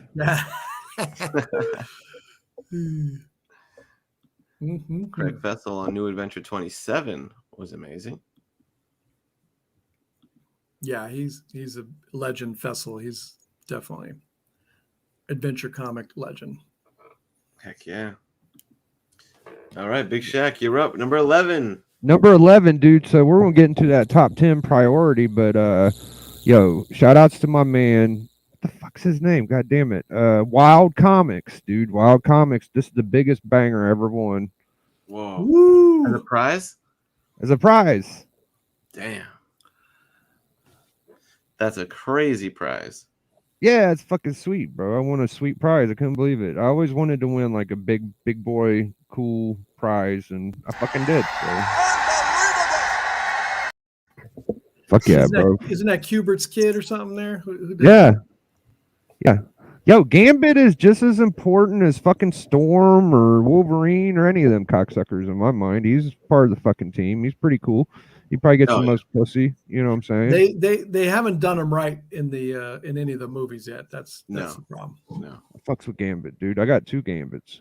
So Yeah, I'm rolling. And like Hulk 181, that's the better cover. So although people like to argue if that's the first appearance, it's the better cover. So we're gonna call it the first appearance and have a little Yeah, like you said, look at little Joey's little boy go, dude. He fucking did his thing on there, brother. Yeah, great book. A great book indeed. Number 11. Number 11 comic head. Number 11, I present to you. We're going back to that DC 12-cent era.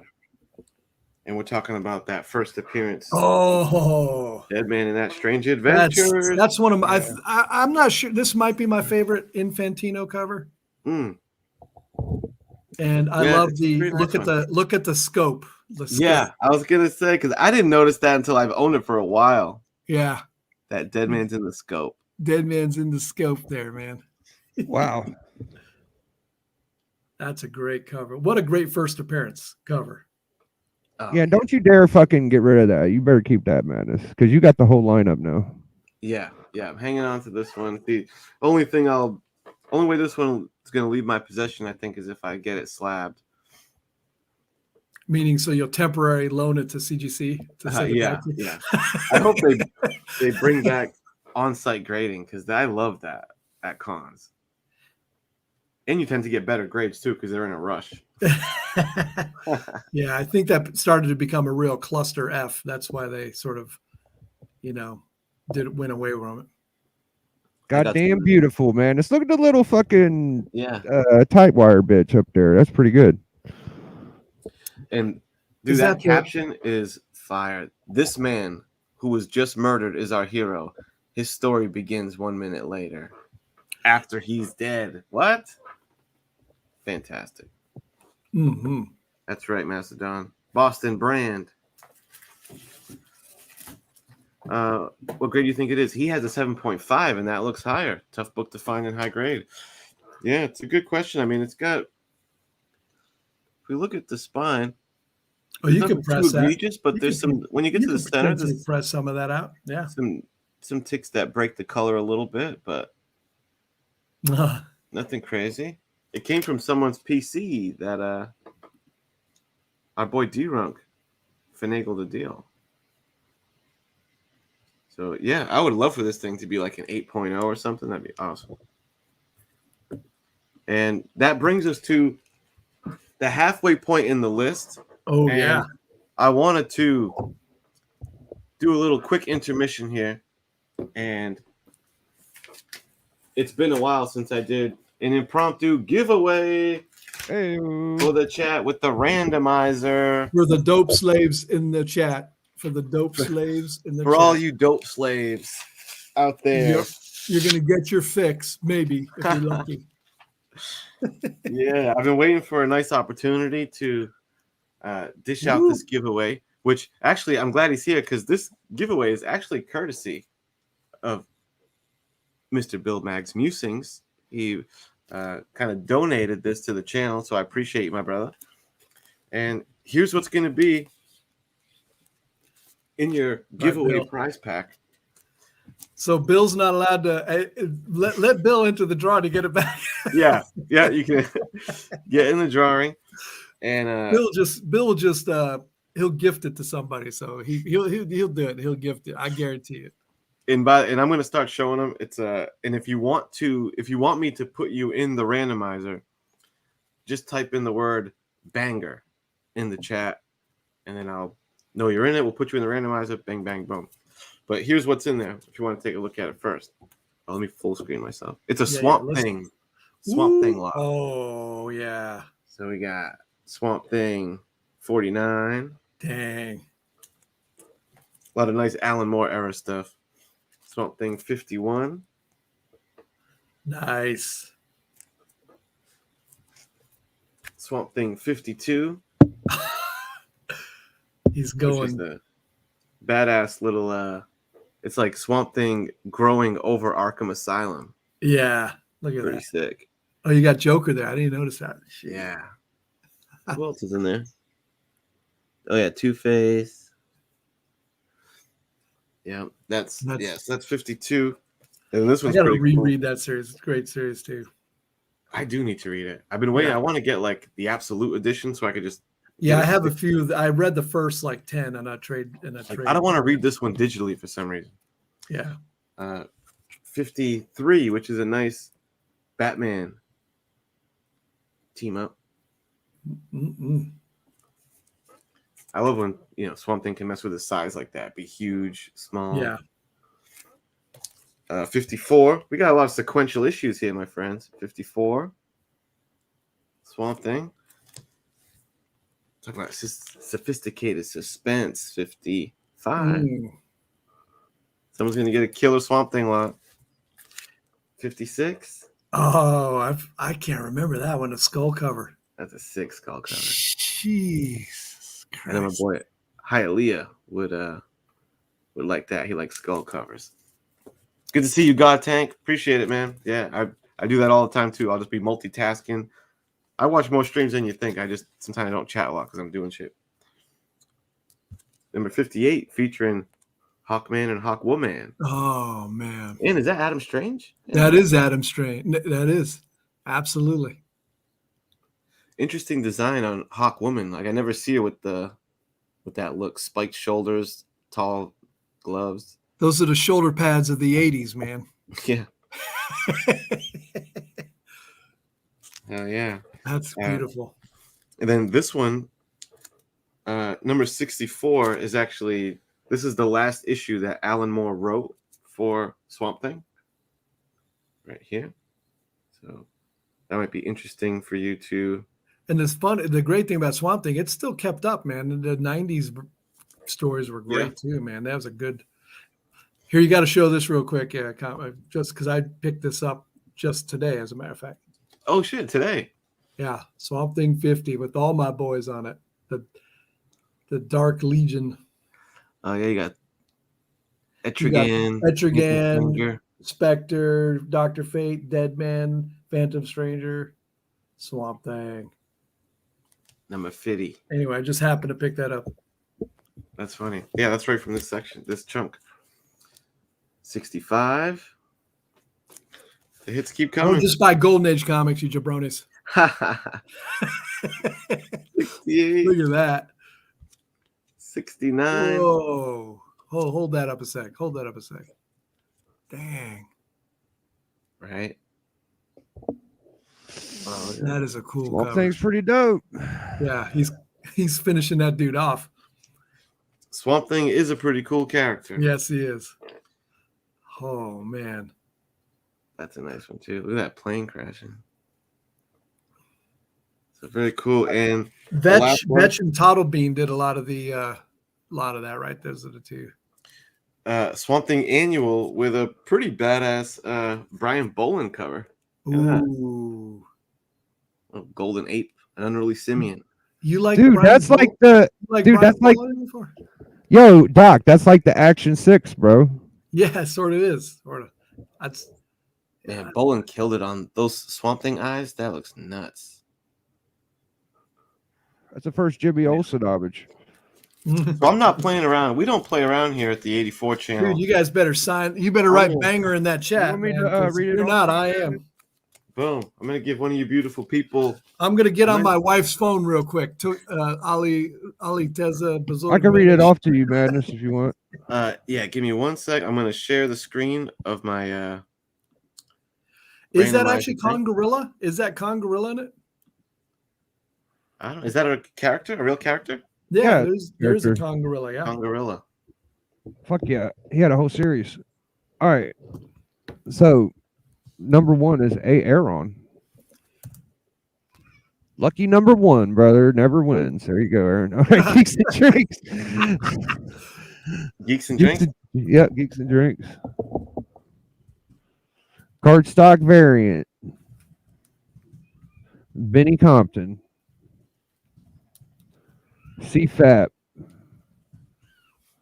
Magic Lasso. Lasso. Caliburg. Stay around, Lasso. I think your favorite comic's gonna be next on my list. Who was that one after Lasso? Kala Berg. Caliburg. Nice to meet you, Caliburg. What's up, Cal? Thunder House Design. We got God Tank. Patrick Wall. Mastodon. Kyrei Kyrie. Sam I Am. I think that's it. AA Good luck, Log says boys. he has one here. He's correcting the record here.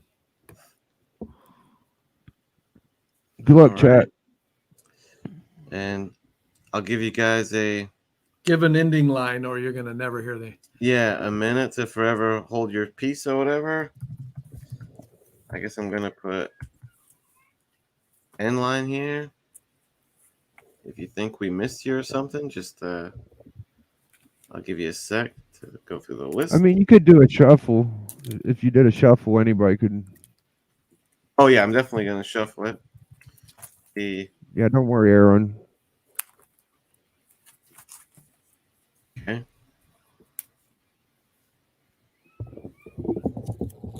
Scale this back.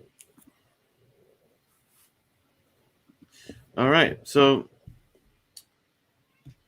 Doc Lesnar, what would you if you were to choose a number from 1 through 10, what number would it be? 3. 3. All right. We're gonna randomize Good number. it 3 times. 1.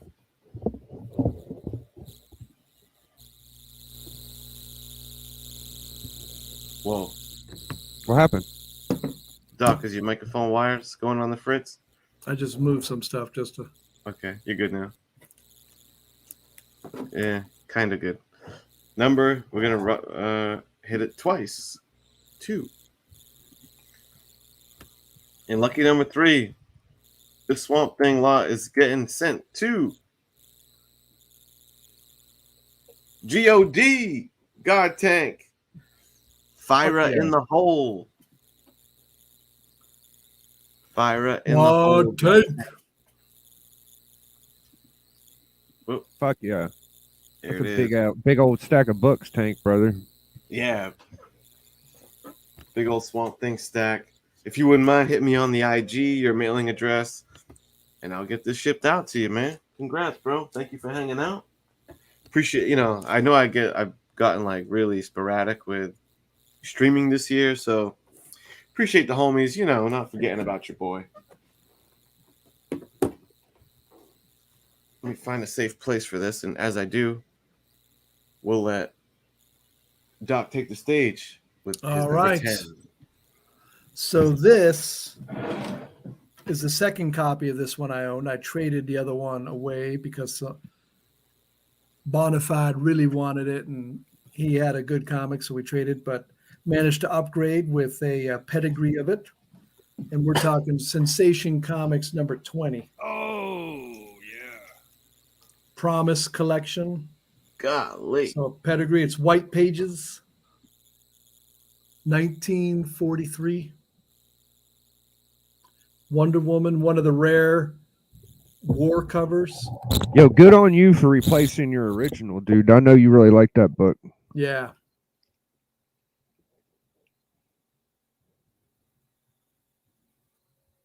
Doc's a sweetheart.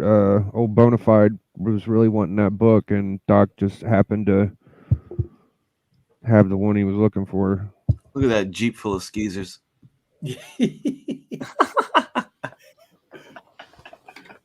I always wanted a Wonder Woman Golden Age. I might get one day.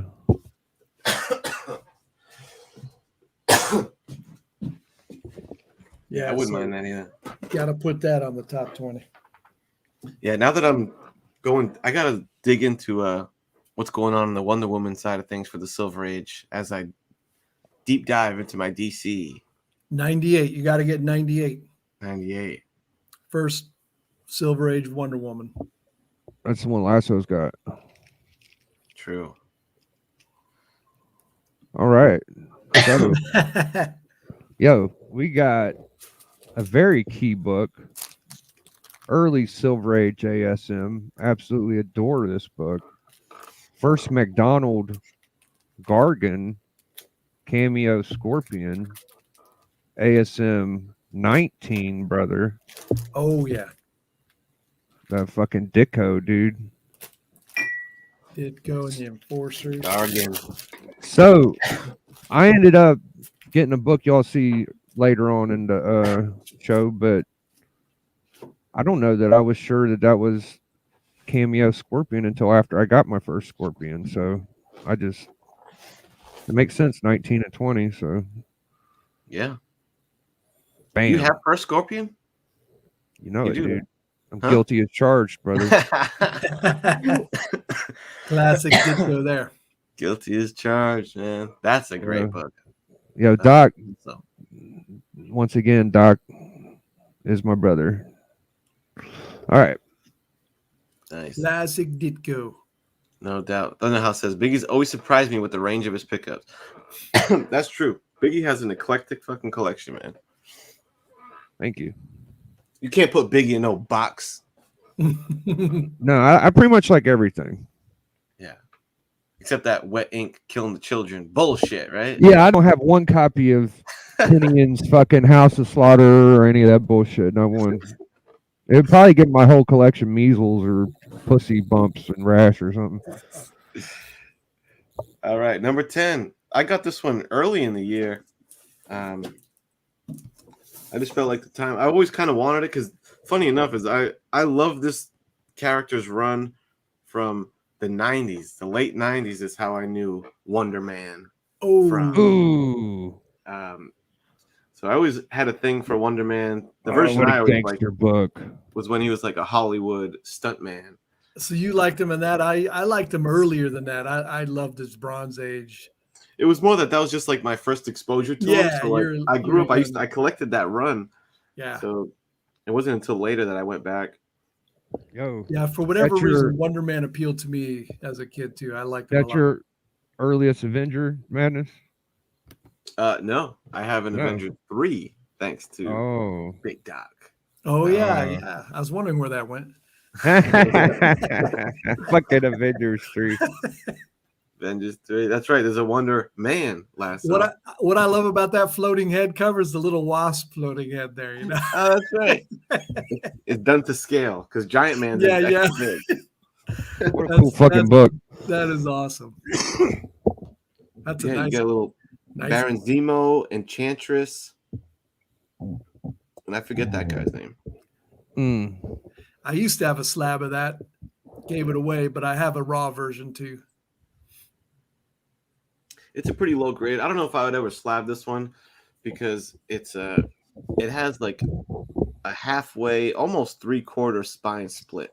Yeah, So I got it for really short money, and I was like, "Fuck it!" It was that's a great pickup, man. If you can get that I'm still anywhere, very happy with it. So 'Cause just like all Silver Age Marvel, it's gone up. yeah, At least. yeah. And this book is a perfect example. This is like one of the last Marvel like Silver Age because I love Marvel Silver Bronze Age stuff, and like it was like the beginning of this year when I was like really, you know what, man, I don't know. So I was starting to phase out at this point. So boom, that's my number 10. Now we're getting inside them single digits, baby. All you know right, it's about so to heat up in here. that's right. What I'm talking about. If just like I would have been remiss not having a Superman cover, you have to have a Batman cover, right? I mean, Batman is Yep. a bad news character. Get him, And Doc. Oh yeah, give me some This Batman. is an older golden age. It's more like atomic age, 1951, but it's a tough book to get, and this one presents nicely. So we're talking Detective Comics 168. Oh, God. son of I a didn't even know you bitch. grabbed that one. Yeah, I knew. The Red Hood, Origin of the Joker. It's got this from Lee Polanski again. And it's 3.0, but man, it's a nice presenting 3.0. The colors are just It's like Peruvian crack rock. yeah. And That is such Stunning. an amazing Batman book. I love that. And this was 1951, so superheroes were not particularly popular at this point. So these are actually hard to get. This comic is in a way harder to get than a lot of 1940s Batman when it was popular. So it's a great book. Trade dress changed a little, it's a little smaller, Yeah. but So still. that's a fucking grown man book, y'all. That's a real collector. Got How Wow Smith, Indian lawman at the top, so they had some other stories. And in that book, that is Joker, right? Yeah. Yeah. It's the origin of the first time the origin of the Joker was told. So Yeah, important book. yeah. I like how huge they made him on there. It's very like Yeah. eye-catching cover. Yeah. So it's one I've been keeping an eye on. It's definitely a top 20. Whoa, look at that fun fact from Bill. It was a sale on Heritage with that first Red Hood issue with an other comic books cover on it. Whoa. Oh, like it was a printing error type thing? Yeah, manufacturing error. All right, Yeah, we man. can get you some more Adventures of Aaron books, Aaron. I found a comic called Adventures of Aaron, and I sent it to him. So if I find any more, I'll let you know. That's right. All right. It's funny you say that, Patrick. One of the guys on Instagram, I'm jealous of his collection. If he's a surgeon, man, you should see this guy's collection. So I got this one square out of Opportunity, and it was a good price. I think I spent like $250 or some shit on it from Discovery. Got that 8.5. Oh yeah. First print, first miles. Ooh. So it's a lot more than it was when I bought it. I dragged my feet for some reason for the past 2 years on that. I should have known better. Yeah. I tried to make a trade for it with the jabroni, and I mean, it was just the right price for me. It was just like I couldn't fucking not do it because I know that that's like a modern age grail, pretty much. Yeah. For some people. It's probably the definition of a modern grail. Like a book from the 2000s that is like really the debut of a monumental character. I think that, like Thunderhouse just said, room to grow, and that's no bullshit. The key to me, when these things are, if they are lasting, the character has to be really excellent. And Miles Morales is an excellent character, and that's a nice first appearance cover. If I could jump from like a $230 book to a $700 book within a couple months, so fuck, I'm happy. Because characters change with the times. Like the characters in the Golden Age, for example, the Bullet Mans and a lot of those guys, like of the time, killing the game. But then things evolve into, the darker Batman, the Uncanny X-Men stuff for that era. And now we're getting into like even the next generation where they're like, Peter Parker's kind of lame. Miles Morales is the shit. He wears Nikes, this and that. So like, I think that's where like the longevity comes in. Like, and they didn't erase Peter Parker. They just made a new interesting get on it, and you gotta like it.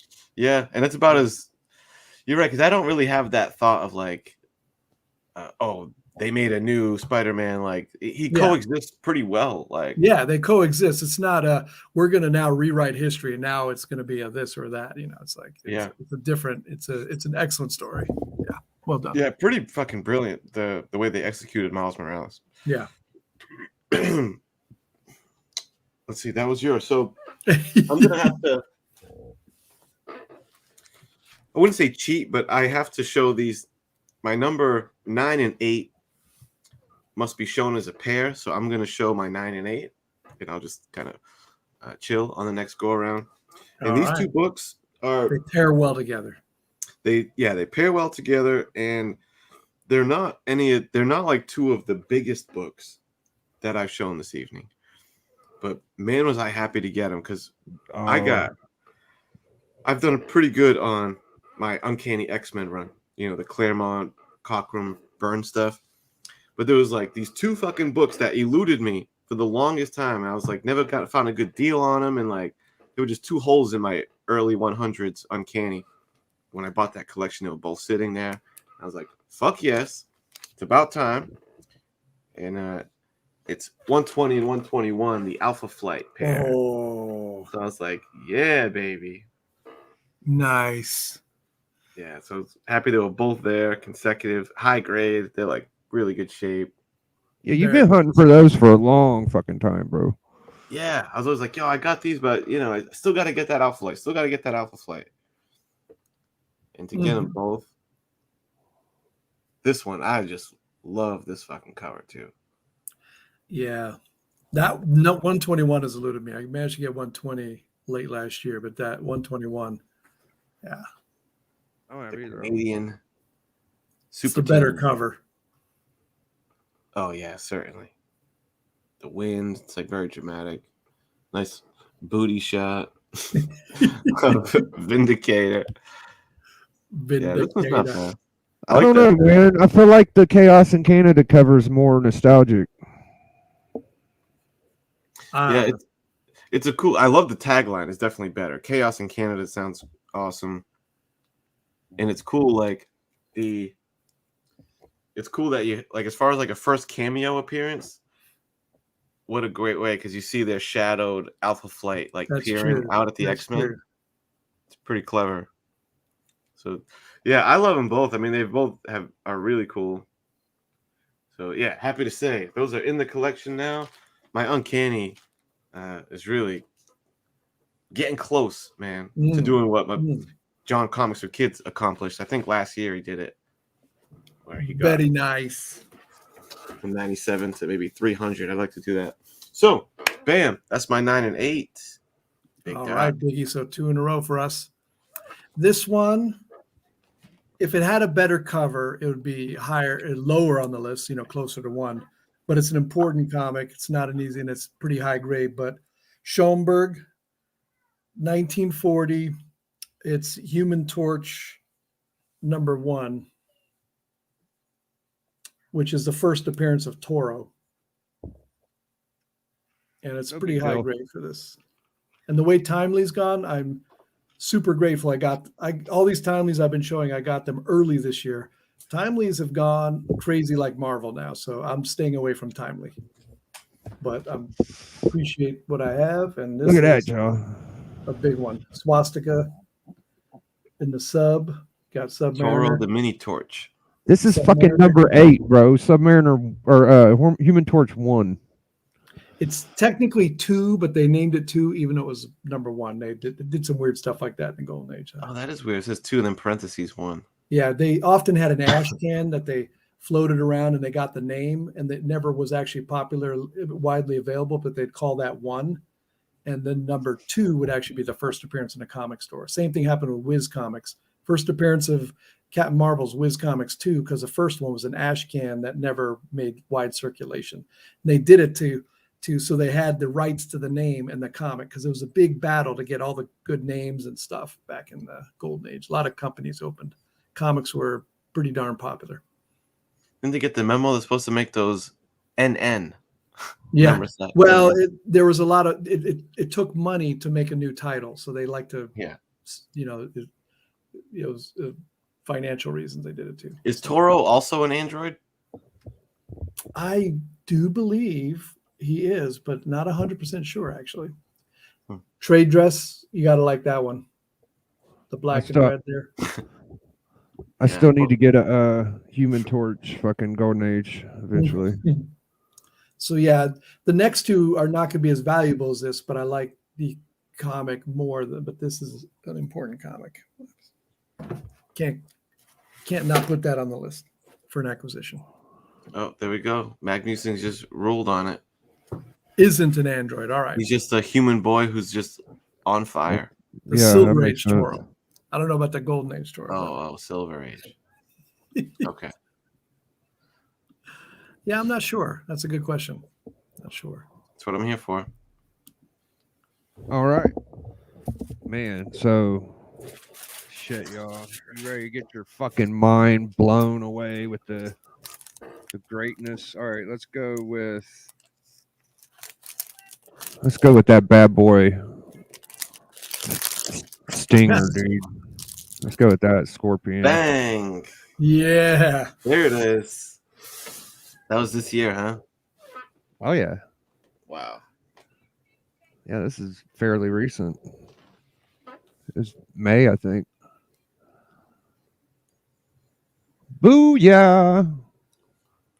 Love that book. Fucking Nice. clean, lean Ditko Spider-Man, first of all, with the fucking Gorilla Press slam. And fucking executed well. Ditko is goddamn amazing. So fucking good, bro. Fuck, he's so good, bro. It's hard for me between them two on that run. Knights of Old is here, so he is putting so it wasn't the Ashcan, that was the Wiz comic, but for Human Torch, Red Raven #1 is the first one. That is correct. That comic is about as hard to find as any comic you can think of. So I could go ahead and show my next one, then Doc can go, and then 84. Does that sound right? Sounds good, Biggie. Sorry to interrupt, Biggie. No, you're good. We'll just roll with that Iron Man motherfucking yeah. one. Oh, yeah. Nice. Hell yeah. That's a big boy right there, man. It's a fun book, dude. It's definitely one of the books I wanted from day one. Fucking always wanted this bad boy. Very nice pickup. Yep. $500. It was around 500 when I first started collecting. It kind of just hovered there for me until recently. So happy with that one. Yeah, boy. Very solid. Red Raven, is that the book that has Kirby's first artwork? Isn't it? What's special about Red Raven? Or Stan Lee's first book or something? No, it wasn't Stan Lee's first, but it might be. It might be Kirby's first artwork. Let me see. I'll look it up. I thought there was something special about it. Put it in there. Let's hear it. All right. So this is, to me, one of the best Human Torch covers. It's #12 from 1943. It's brutal. It's a brutal war cover. Alex Schoenberg cover.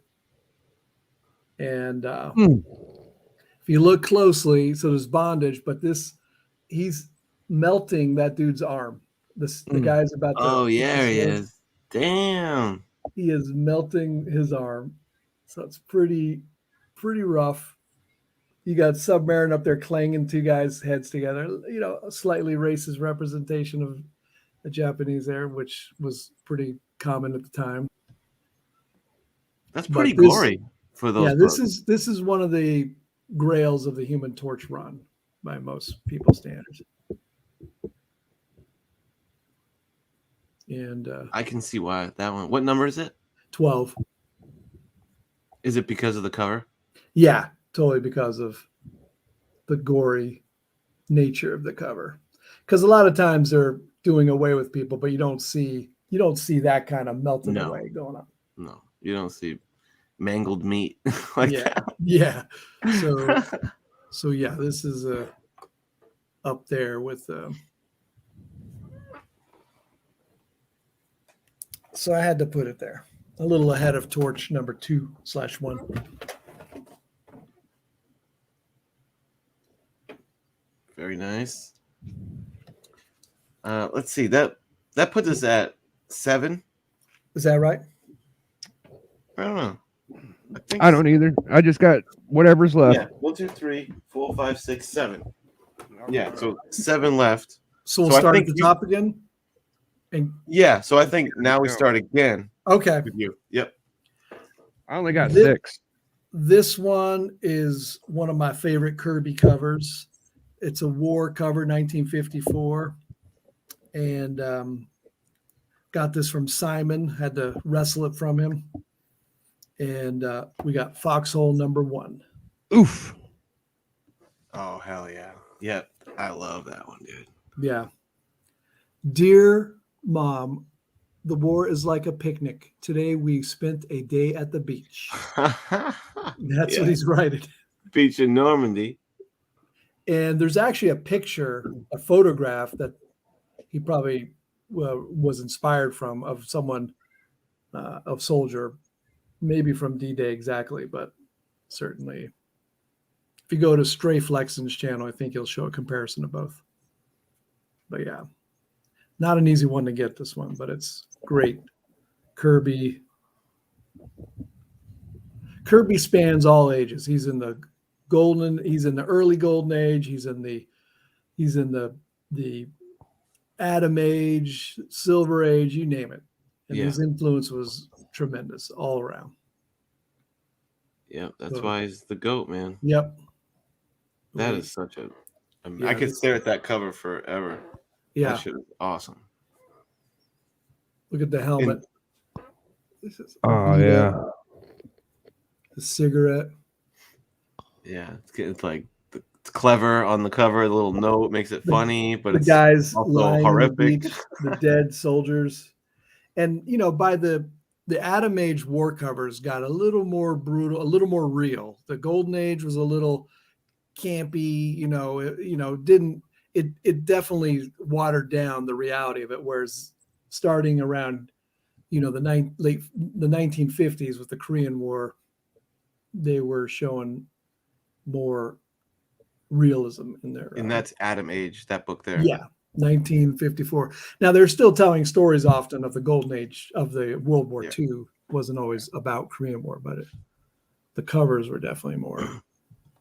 Yeah. And I know Mr. Musings, Bill likes war books, so Yeah, I'm sure he knows what he's talking about when he says Yep. that's No, highly he is. revered. he has good taste and sound judgment, and he's gonna throw that back at me at some point that I actually claim that. But And even if I'm not the most studied pre-code war, I know if it makes a top 10 of Big Man Cage list, I know it's some real shit, brother. And just on the Kirby thing, this is Kirby's first artwork for it is all right. There it is, Marvel. Red Raven. Red. Now, I actually knew that, but I forgot it. Thank you, Mike, for reminding me that.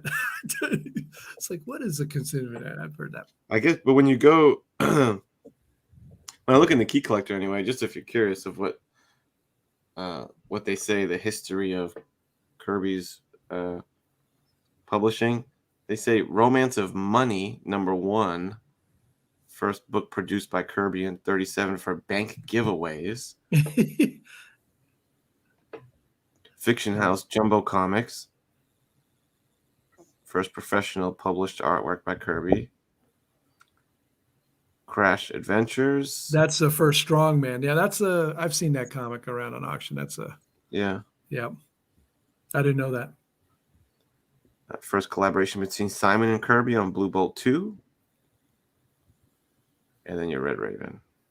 Nice. Red Raven is a really hard book. You don't see that. I don't think I've Yeah. ever seen that even for sale anywhere. I believe it. It would not be cheap. Big A. Big A. So I'm on my 6th book. I don't know if that means anything to y'all, but I can hold back around if I'm got one less than y'all. But Yeah, anyway. I just did 6, so you're right. That's correct. Okay, good. Look at this bad boy, y'all. Maybe I shouldn't have skipped around then. That's fucking sweet. That- Yep. Well, that's now one of you have those 6, right? legendary covers. This man. is my 6th book. Yep. So I got this for like 300. It has tape on the cover, which you could barely tell, but complete.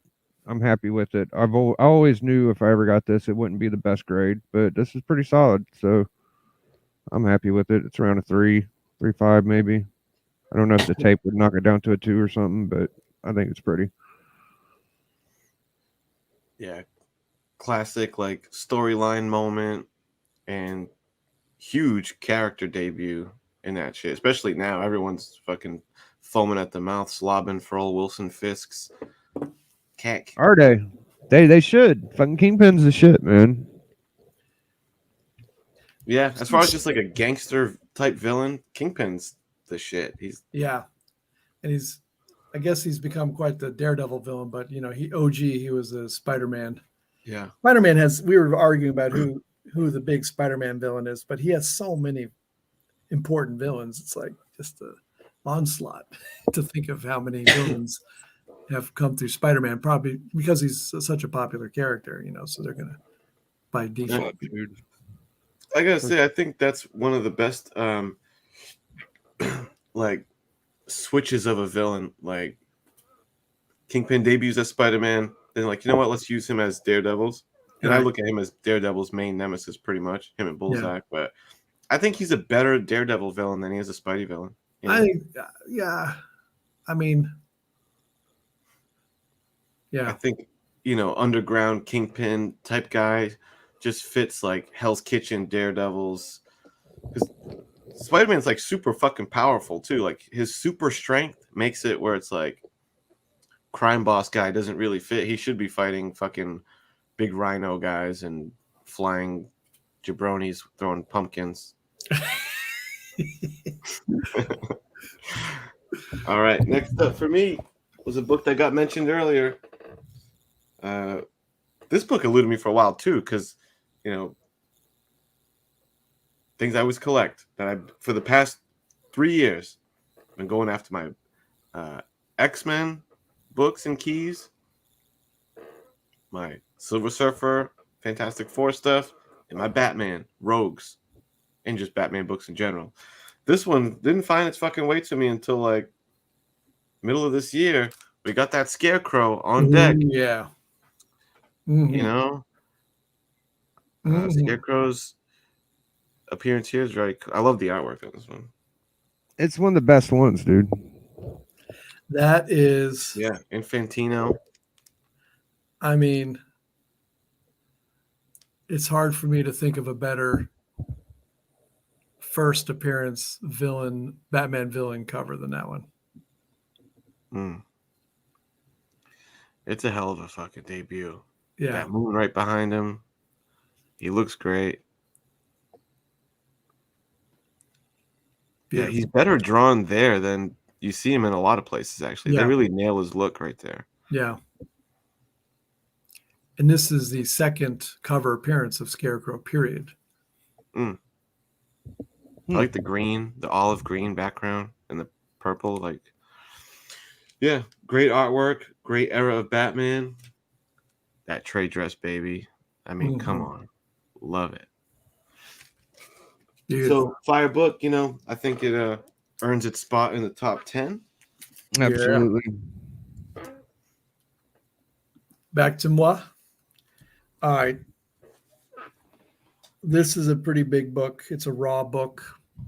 It's restored on the spine a little bit of color touch. But to me, this is one of the best pre-code horror type books around. And it's a first appearance, one of the best villain first appearances of the Golden Age. All American Comics, number 61. Oh, son of a bitch. Yes. Solomon Grundy. Epic fucking book. And this comic is in just beautiful condition. As I said, it's technically restored, so Color touch? a little on the spine, a little color touch, yeah.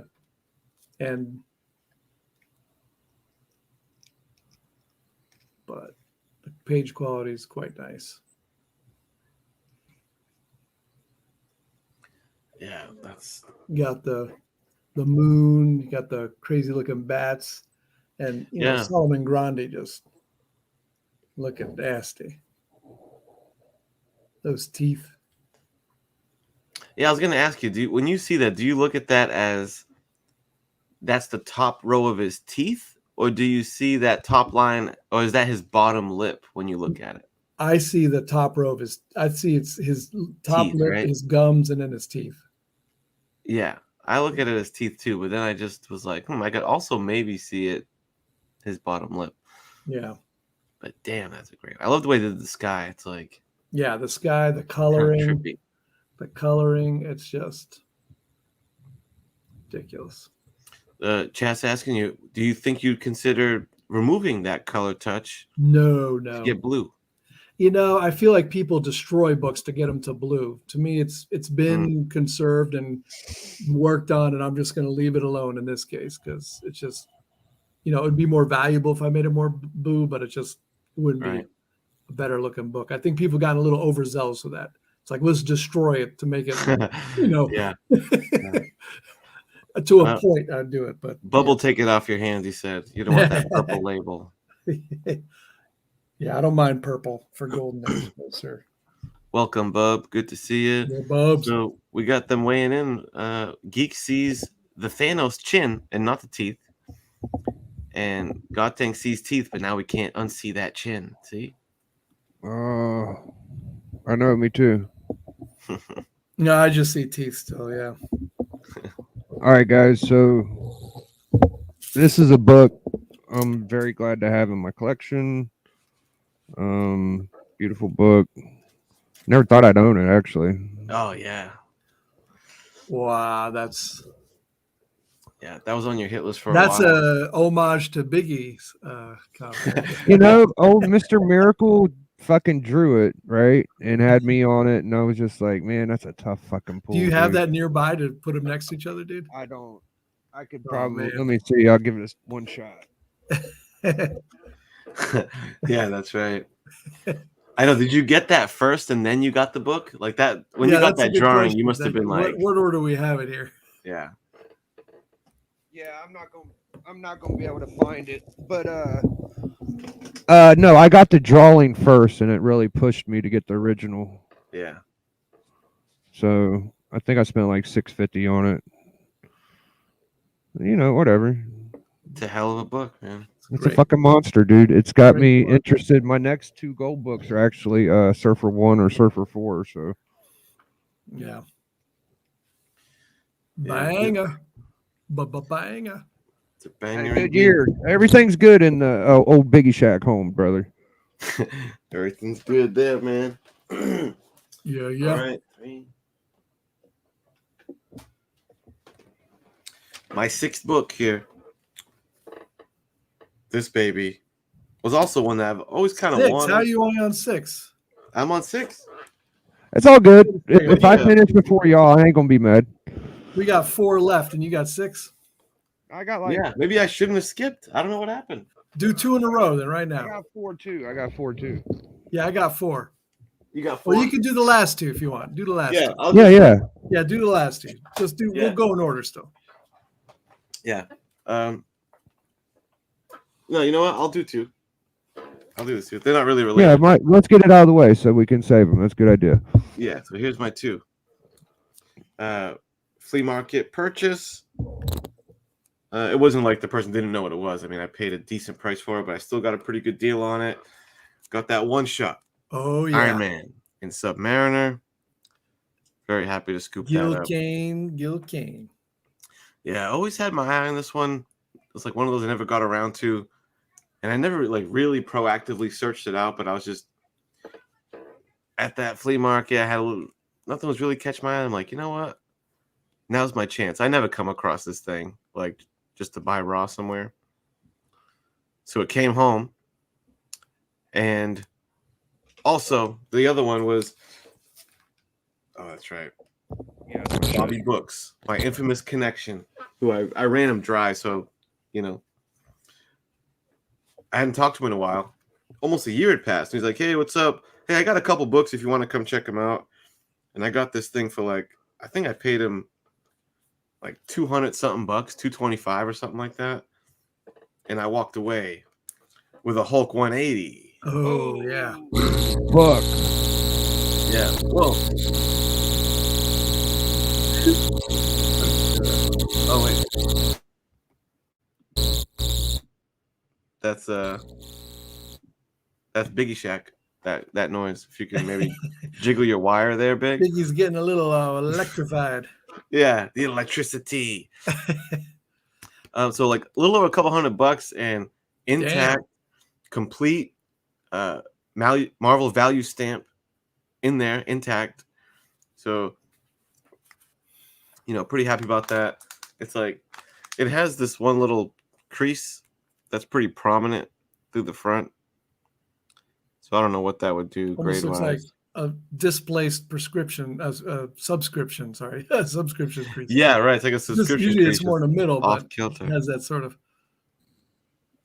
Better? It could use a little. Yeah, you sound better now. Yeah, the emergency broadcast is breaking it. Yeah, right. Now, Mike asked about who's that character above your Silver Surfer comic, just real quick. 84 on the background. Oh, Phantom. yeah, Phantom X. And this is original art from Tricky Trapster. Yeah, Phantom X. Yeah. I got your back, Mike. They're ignoring Oh me. yeah, but I'm sorry, I paying didn't see that. attention. Yeah, Phantom X, one of my favorite little deep cut X-Men characters. But yeah, man, the Hulk 180 was a nice addition. Nice. Snagged a nice deal. I feel like I would like to. I have the 181. I'd like to maybe get that one slabbed. Nice. Bang, we're in top 4 territory, ladies and Top gents. 4. So that last one I got from Stray Flexin', and I got this one from Stray Flexin' earlier this year. And this could be a top one for all, it's just such a big book. It also has some color touch and some restoration, but it's just such a clean copy otherwise. All-Star number 3. Oh yeah, legendary book. Yeah. I can't believe how well that thing looks. I know, it's ridiculous. It's like, is this a reprint? I'm like, I'm gonna I think send it it is a off. I'm reprint. gonna send it off to CGC someday, and it's gonna come back Yeah, reprint, and I'll be like, you got that from Brazil. Yeah. It's a fucking Italian artist reprinting them. Yeah, it's ridiculous. But first ever superhero team, A monster. just a cool comic to hold. I think. Did fucking Kubert do that one? Who did that one, bro? No, and I'm not 100% sure who did the cover. Honestly, I That's a cool knew. cover. I looked at it when I got it, and it's out of my head. I don't think That's it's all right. Kubert. Though. I think I'd remember if it was Kubert. Probably That one. not. That's a funny Then, way if to you say tell it. me it's Kubert, then I'm just going to go get a neurology exam. He loves the Play-Doh colors. It's true, like very primary colors. Yeah, it's so bright. He has Yeah, it all. All right, Biggie, before you short circuit, let's jump over to you. Oh, I'm not short circuited. Sounds All right. Am I still It's fucked all up? that bling you got. It's starting to. It's all right. It comes and goes. Damn it. Yeah. Oh. Yeah, you just don't want to touch the mic, I think. Because you had your hand on the mic. That might be doing it. Oh. Yeah. Okay, so I got that Black Panther FF52. Oh yeah. It's just I had a good year. I never got these big books like that before.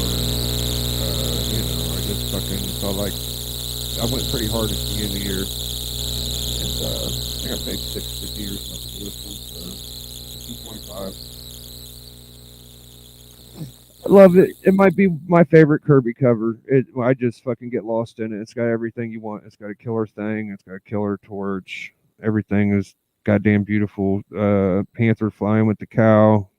The way Black Panther silhouettes in the moon there is genius to me. It's Sign just- me up. Yeah. Yeah, and to me that comic has of the Marvel. It's it's one of the more affordable keys right now. I mean, that's all relative, but Yeah, I'm surprised by that. yeah, nice, very nice. Good stuff, Big. I think Big is getting that sorted out. Emergency broadcast.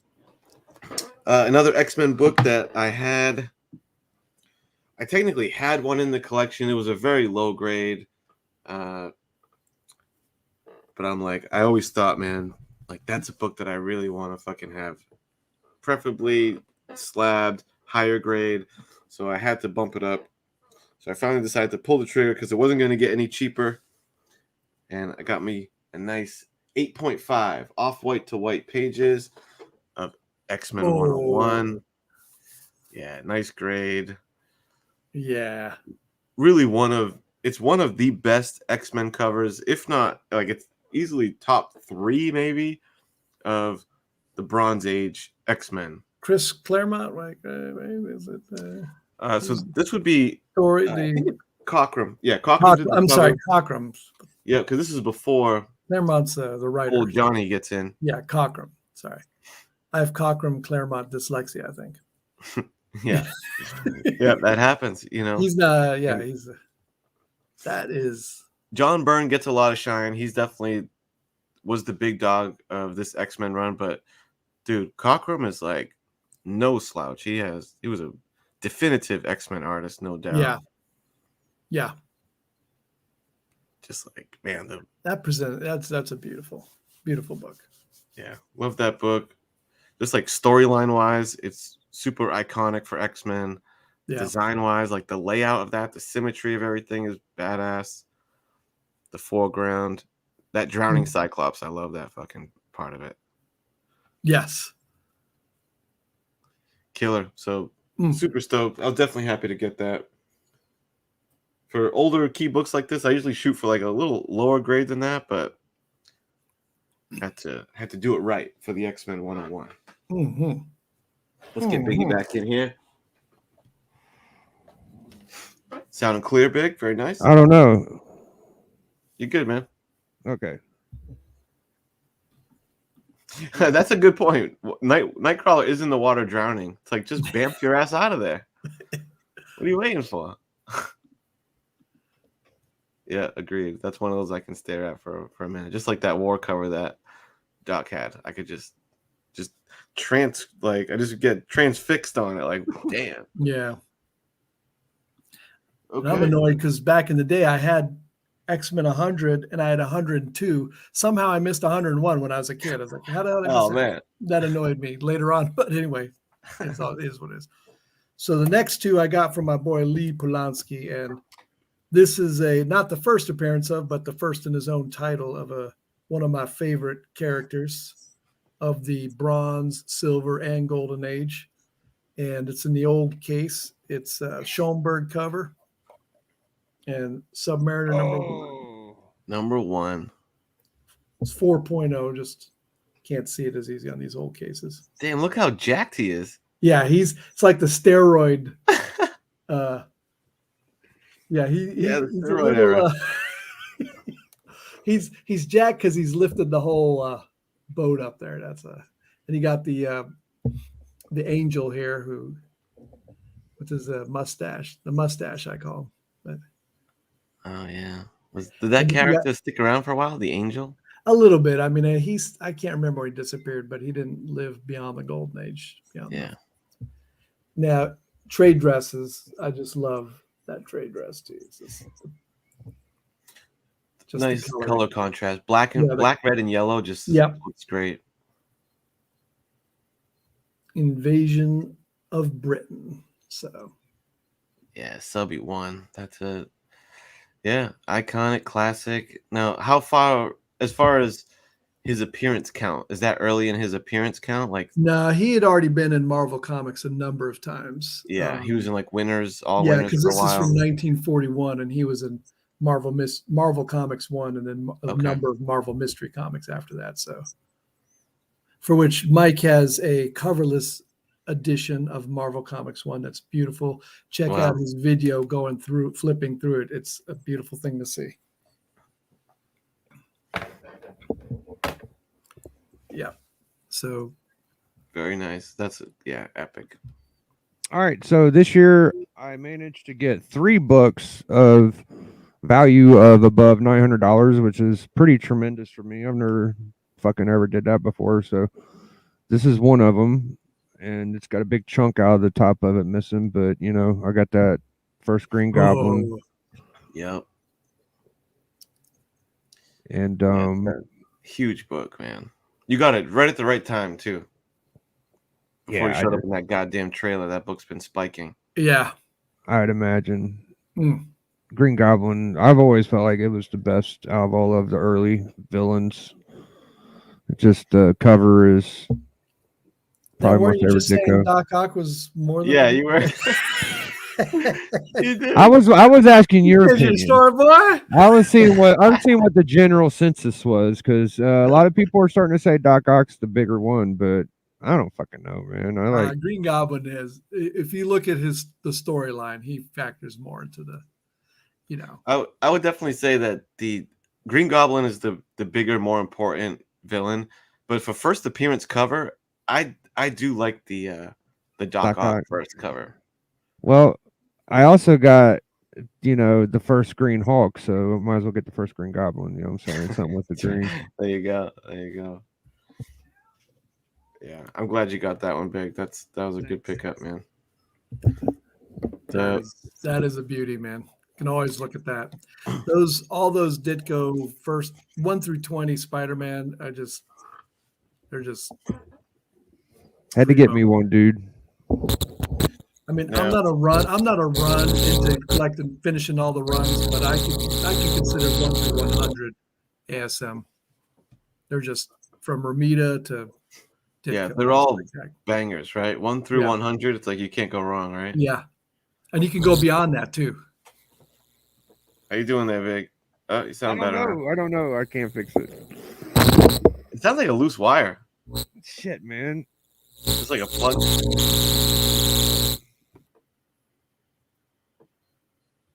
It's got too much heat, man. Too much Yeah, electricity. my cell phone. No, you're good because it's not constant, Big. It's like something's. Oh, I shifting out hear of it. place. I hear what it's doing. I'm gonna try to fix. Yeah, you're good right now, by the way. I agree, Mike. I think 1 through 129, 1 through 129 could be a, Mm. and then it's because you got 101 first. You got those Hulk covers, the Gibbon Power Man cover. There's a lot of cool covers up to 129. So yeah, I'd probably go. That's a consideration. Yeah.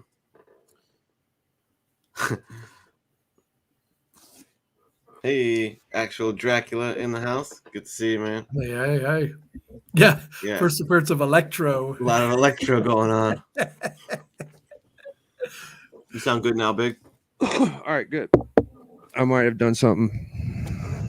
For my number 3 best, coolest, biggest pickup of the year, it's going to be a little something different, a little something special because it just arrived today. And you and I are going to see it together for the first time. So this is a book that I just purchased. Very interesting. I have no idea what this is. I have to guess. Oh, I need my knife. Got to read my note too, Comica.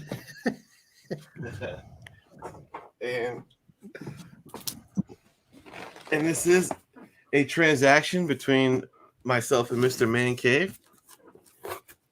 Yes, I gave him my undercopy. Not gave him, sold him. Sorry, sold him my undercopy. Yeah, and as I think you can see with the stuff that's in Man Cave's collection, I'll take any of his undercopies any day. So it's all good. Yeah. Oh boy. And I also told you, as far as hints go, for the better part of this year, I've been on a real DC kick. Oh boy, wanting to lean into scooping up these DC books, while everyone's sleeping.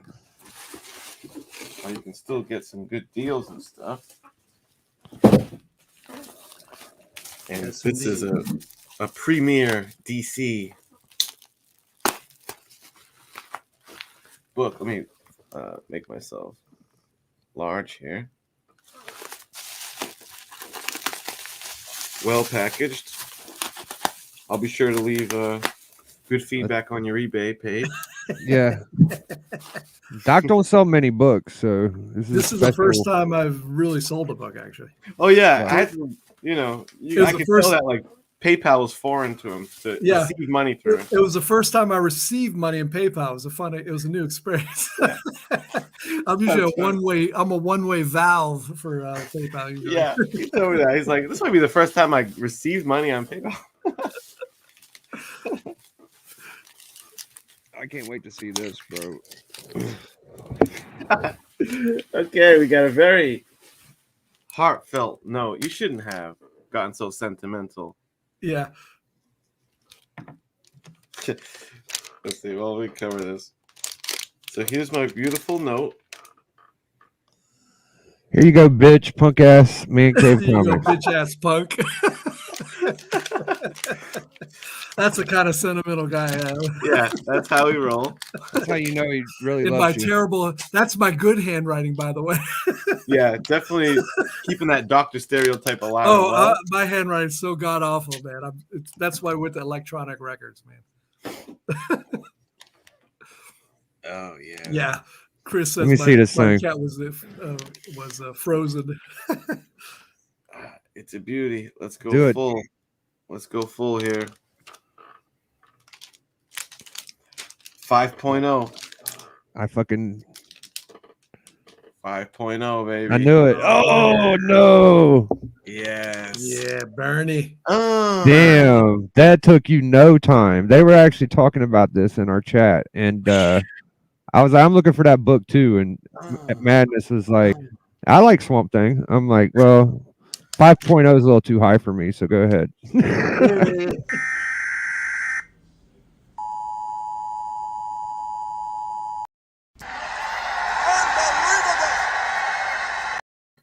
Oh yeah. Oh yeah. And just a little history on that. I actually got that from Kavi a while back. So Is that right? It's had some premier people on, and you know, it's been through some good hands there. That's a Oh, that's fucking cool. huge pickup, bro. That's probably the biggest Bronze Age DC key book right now. You're probably right, because yeah, the DC Bronze Age, there's not like a long list of like Yeah. marquee books, you know. It's one of the few for sure. Yo, Madness. Go ahead, Doc. That's the big one. Green Lantern 76 is the big, but that's to me that's the bigger one. That All the book, other ones like exist in Batman. Looking you know? at in person, I mean, look at that cover, 84. Bro. That's like that Bernie Wrightson cover is just that book's Yeah. that book's so gangster. It's in like the top 5 or 6 of just Bronze Age period, and it's surrounded by Marvel books. That's how fucking cool that book is. yeah. Yeah, and it's got that gray tone too. It's gray tone type coloring too. Congratulations, Great bro. dress, great coloring. That's gotta feel good, bro. That's a big DC key, bro. Yeah, I'm very happy with this one, man. Swamp Thing is this. Now that I got this in my possession, just out of principle, I gotta order me like that collected Alan Moore volume. Yeah. I've been dancing around it for a while now. I want the fucking hardcover, the absolute, where it's got like a textured cover and shit. Anyway, I gotta find it. Well, I'm glad. Oh yeah, that's the name was like. Remember, I was trying to think of it in the chat. Louise Simonson, Walt Simonson's wife, Louise Simonson, who's a writer, comic book writer. That's her that posed for the cover. Oh wow, Yeah, nice. so that is cool. Son Got of a the bitch. moon, So, got the hell yeah. purple. Beautiful. First appearance of the Swamp Thing. Oh, gray tone cover. They even say gray tone cover in the keynotes. Yeah. Len Wein, baby. Awesome. Bernie Wright. Woo! So thank you, my friend, for the smooth transaction. Oh yeah. So happy to have this in my Good hands. DC Good Mount hands. Rushmore. That was my number 3. Can you believe it? There are 2 more. Two that more. Supersede. Oh All right. So top 2, baby. Oh, that's not you. That's me. yeah. This one is a I'm just so happy to have it. I can't even tell you. It is the only Jack Kirby and Alex Schoenberg collaboration on a cover. It is slightly, it's restored, but it has a married coupon. That's all. A married coupon. So slight restoration. And it is the first hero ever created by Stan Lee. So we got Mystic Comics #6, The Destroyer. Oh yeah. That's right. Sorry, say that again. That's the first. First hero ever created by Stan Lee is The Destroyer. Right, the first Yeah. Stanley creation hero. Wow, he looks more like a villain. Yeah. Well, the Nazis would agree. Yeah, perspective, I guess. This is Jack Kirby and Schoenberg cover collaboration. It's the only. Yeah, I mean, And the between the black, the register's pretty red. good. Sometimes the register's off on this where it's a little weird, but this is a very nice cover. And it has a ad for the Young Allies where it actually has Stalin on the front. It looks Stalin. like Cap One too. The It's, pose looks like Cap One. no, it's Young Allies. But No, I know, but like, doesn't the pose like? Is it homaging Cap One? It looks so similar. The layout. I don't think they consider it that, but it's Bucky punching Red Skull, Hitler, I see what you're Mussolini, saying, man. Tojo, and Stalin's on it. But once Young Allies 1 came out, Stalin actually they were invaded by Germany, so they became our allies. So Stalin was taken off the cover, I believe. I mean, if Knights of Old saying that's the best timely cover, I could roll with it. So although it's purple, it's slight, and it's just basically a coupon being married, which I find funny. The lengths people will go to make it complete. Marry a coupon. Right. Yeah, man, that's the one thing about Golden Age books that always stands out to me is the colors are so much brighter and more vibrant. Yeah. And you would think it wouldn't, like, you would think more modern printing presses would like make colors more vibrant, but it's not. It works the other way around. Yeah. And the one exception would be Fight Comics. The company that did Fight Comics had terrible ink and printers. They all faded. But yeah, this is so different publishers actually had different quality of their colors. And Timely did a good job. Fox featured MLJ did a very good job, and the one that does Archie and Pep Comics. Yeah. So yeah, all those Timely Marvels, they look great, man. They do look pretty good. Yeah. So that Lee Polanski, and again another one from him. So that's number 2. Very nice. All right. I'm gonna have to look into this House of Mystery 179. Oh, you'll love it. Yeah, so I feel like I'm unaware of it right now. Number fucking 2. Number 2. Big Shaq, So- best pickup of the year. Yeah, man, I love this book. Big time Superman fan. Finally did a throwback Superman. Big key. You know what I'm saying? I appreciate everybody out there in the community that you get this rapport with people. I sold a lot of books to get it, and I felt like I did a good job this time. And I got that motherfucking. Oh yeah, yes. There you go. Took a lot of little books to get this big one, so I was pretty pleased with myself. I was only wanting that book for a long time. That one presents well too, man. Well, I was wanting a 1.0 for like $750, and it got sold, so I had to get a 1.8, and I had to get this because the other 1.8 was like $1,200. So I think I paid $900 for this one, and I'm pretty happy with it. Nice. I'm glad you got a slapped one too. Yeah. Yeah. And the 1.0. I can't think of a more important villain for the Silver Age first appearance for a Superman. I had a great year this year. I don't think I'll be able to match it next year, but it's cool. I got what I could. Yeah, Nice. That's definitely a little jealous of that one. I would like to get a Brainiac in the collection as well. Great pickup, great cover. Slept on book. I mean, it's not a cheap book, but it's still like undervalued, slept on. All right. This was like maybe legit one of the first books I got of 2021. I bought it in January. I know that. Pulled the trigger on eBay. I had a feeling it was going to be a good time to get it because Fantastic Four Mania was already starting to bubble up. And like FF1, yeah, right. That one was really starting to get nuts. FF5, no way. But I feel like there was one early, important, key book that just wasn't getting all the fanfare at that time. It's climbed quite a bit since then. But dude, I still think bang for your buck, early FF, aside from 1 and 5, you want to get that 3 FF3. Oh, yeah. First 3.0. Baxter building, first in costume. Oh yeah. Yeah, I mean, first in costume, that's when they really become the Fantastic Four. It's a fucking classy book, bro. Yeah. I mean, iconic cover, I feel like that.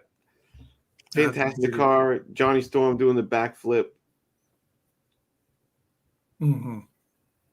Love this book. Bang for your buck, man. What a great early FF key. I'm so happy I got it. It goes nice with my other FF stuff. And just another Kirby book. Just Kirby did it again. Fantastic. I'm reading the keynotes. Fantastic Four, Dawn costumes and established headquarters. Origin retold. First appearance of. Anyone know the first appearance in this book? Oh no. Miracle Man. Miracle Man. You serious? I had no idea. Yeah, I don't even really, not even familiar with Marvel's Miracle Man, really. Yeah, good question. Now I'm confused. It's got a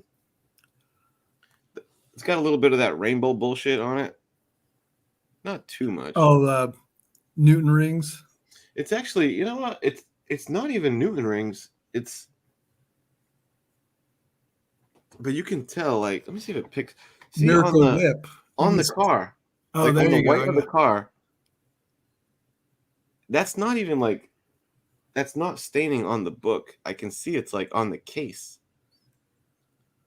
So it's weird. It's like oil. Yeah, it's like an it oily. probably is it's like their Newton ring thing. Yeah, it's there. So yeah, I never seen like the Newton ring shit that is not rainbowy. Yeah, just ask DS about it. He'll go off.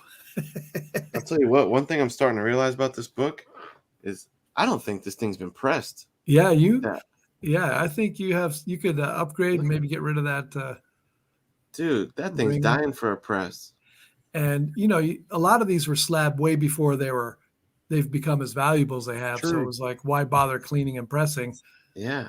You're just maybe conserving or whatever. But now the value's gone up enough. It might be worth breaking that open. And Last time I played this game though, of let me crack and try to upgrade, I got bitch smacked by CGC. So we'll see. I might not push it, but damn, it looks like it needs a press. Oh, here we go. We got some intel on the Miracle Man. He's a master hypnotist. He makes monsters appear to come alive and terrorize the city. Sounds about right. Yep. It's funny if you gave it a little more time, because I was just rereading the Fantastic Four line, and I found the first story just sort of crazy because they did so much damage, when they were just trying to go from point A to point B. It's like, yeah, it's like you guys are more of a menace than the heroes. Yeah, right. Yeah. Well, gents, we've come to. Oh, hold on, that was Hacksaw Jim. Big Biggie. Wait, I'm pressing the wrong thing. Like the Hacksaw, he did a thumbs up. That was like a 1. Yeah. We have come to the number one slot, the number one pick for the best bangers of 2021 special edition. We have arrived. It's time to run through these top picks, and we'll let you go about your evening, everyone. Thank you so much for hanging out. Doc, what do you think, man? What was the cream of the crop, bro? It's a tough decision, man. I mean, if I had to make this list again tomorrow, I might have it in a different order. Right, So, right. But this one is a huge book. Mike already sounded it out in the chat. It's super hard to get. It's iconic for Golden Age, Grails for Golden Age. One of the best covers. Just a very difficult book to attain.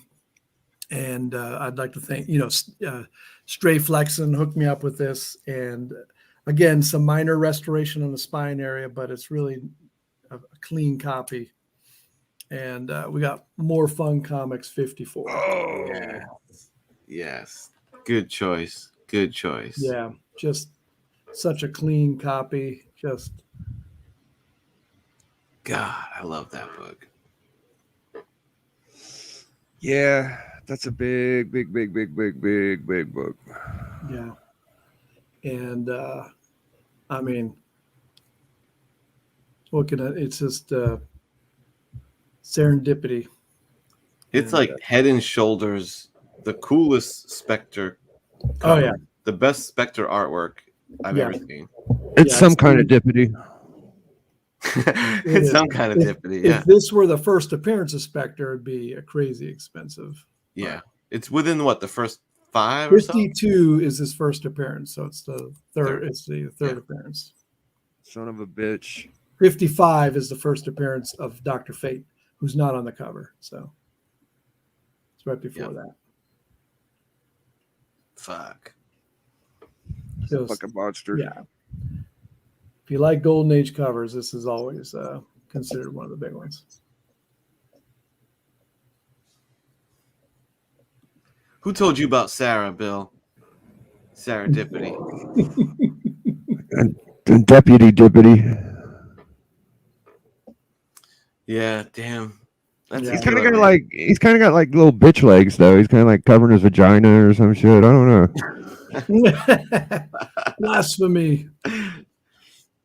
Damn, that makes me want to at least grab that Silver Age showcase appearance. Yeah. of his. Yeah. So that would be the number one for the moment. More Fun Comics number 54. That's right. Sweet baby Jesus.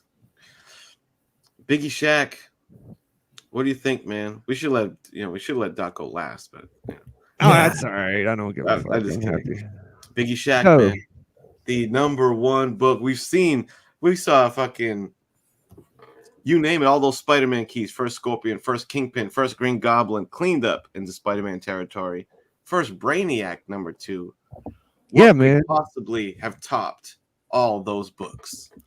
Yeah, shout out to my first Brainiac, dude. Not only was it first Brainiac, but it's first Candor too, dude. A whole city of first, you know what I'm saying? So Oh yeah. this is That absolutely must be the- like 500,000 first appearances, the whole city. yeah, it's definitely like open to interpretation, you know what I'm saying? But Yeah. so this is absolutely the most money ever spent on a book. I fucking sold a car to get this goddamn book, and it wasn't just any old shitty car. It was a 70 Olds Cutlass 4-door badass gangster leaning you know what I'm saying, diamond in the back car. So we got that Avengers 1. Ooh. Nice. And there's just a couple books I can't believe I own, and this is absolutely one of them.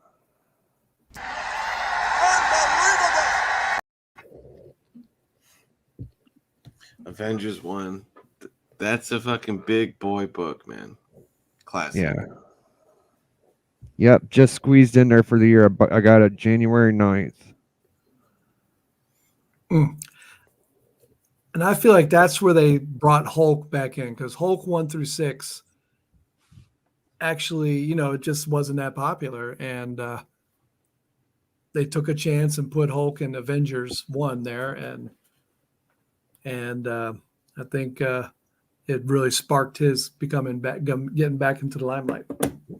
It's on my screensaver on my phone. It's my homepage. It's probably gonna get burned into my phone eventually. Now,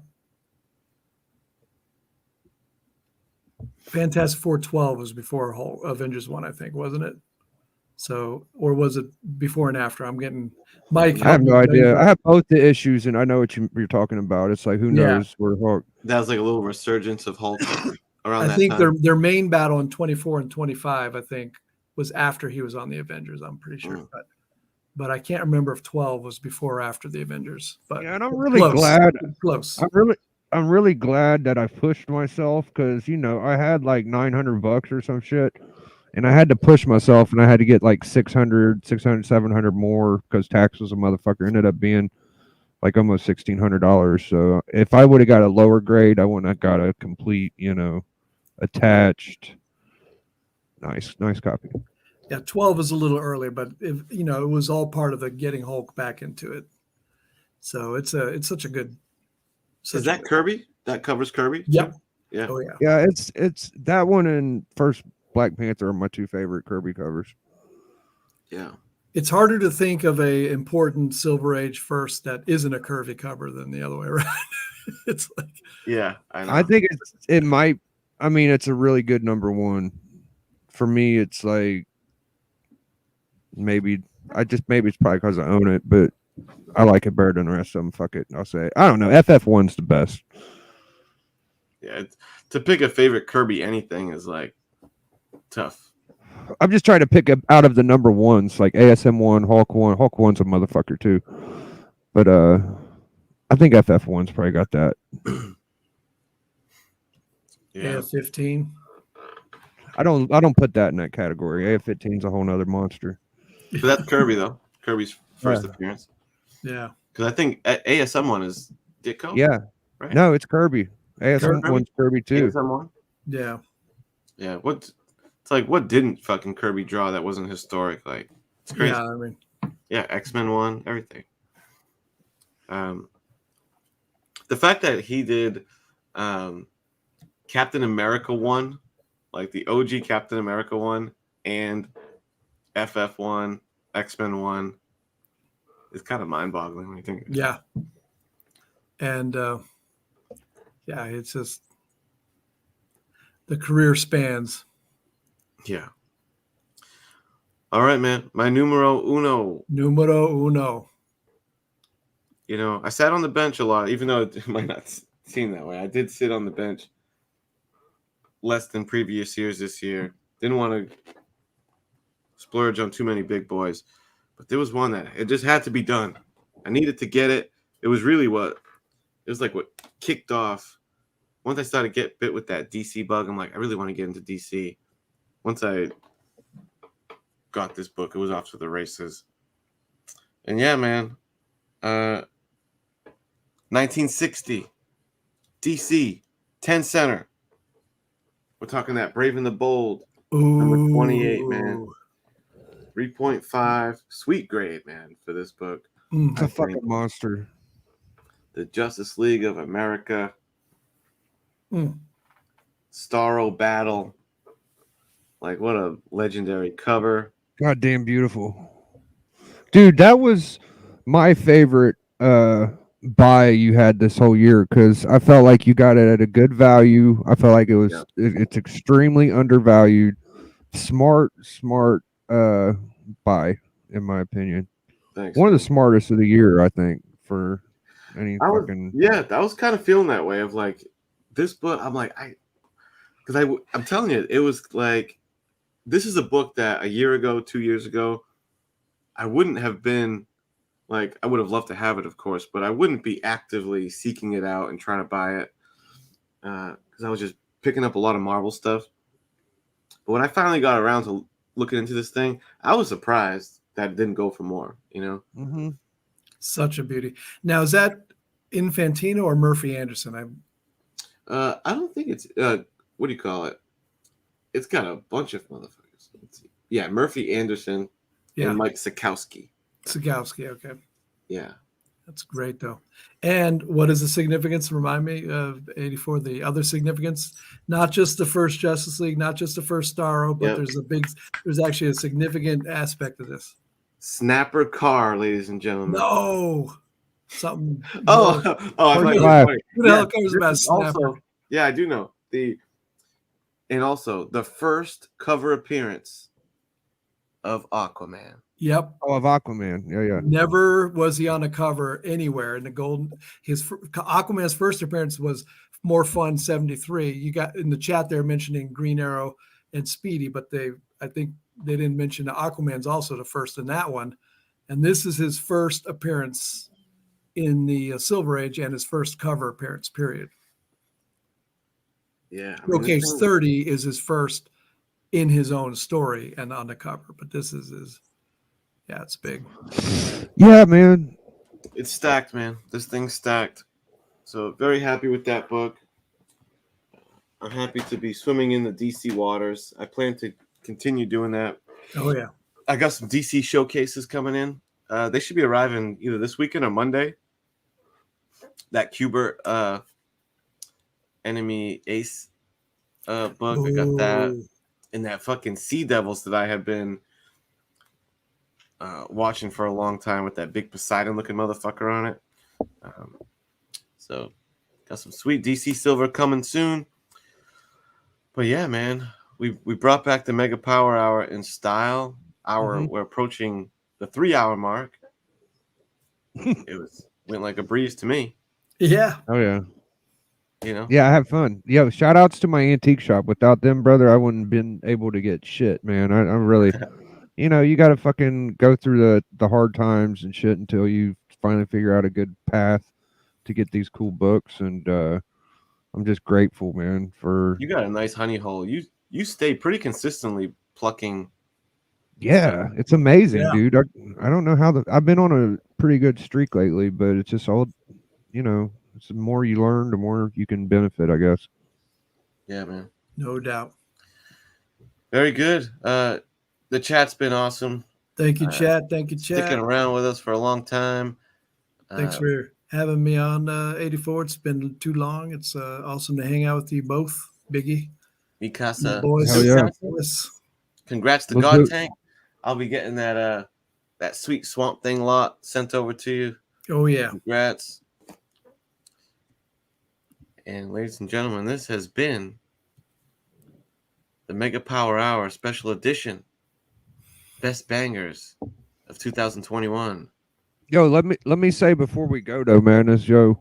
Yeah. For a year recap, brother, my boy Madness is the rap battle champion. You know what I'm saying? And and I got me a victory also. So we're both pretty good rappers. We're pretty much professional at this point. And I'm the cover champion right now. I smacked the shit out of Tony Sanders on the Hunt show. So it's a pretty good yearly wrap up. Yeah. That's right. It's been a good 2021. We'll see you guys in 2022. 2022. Later.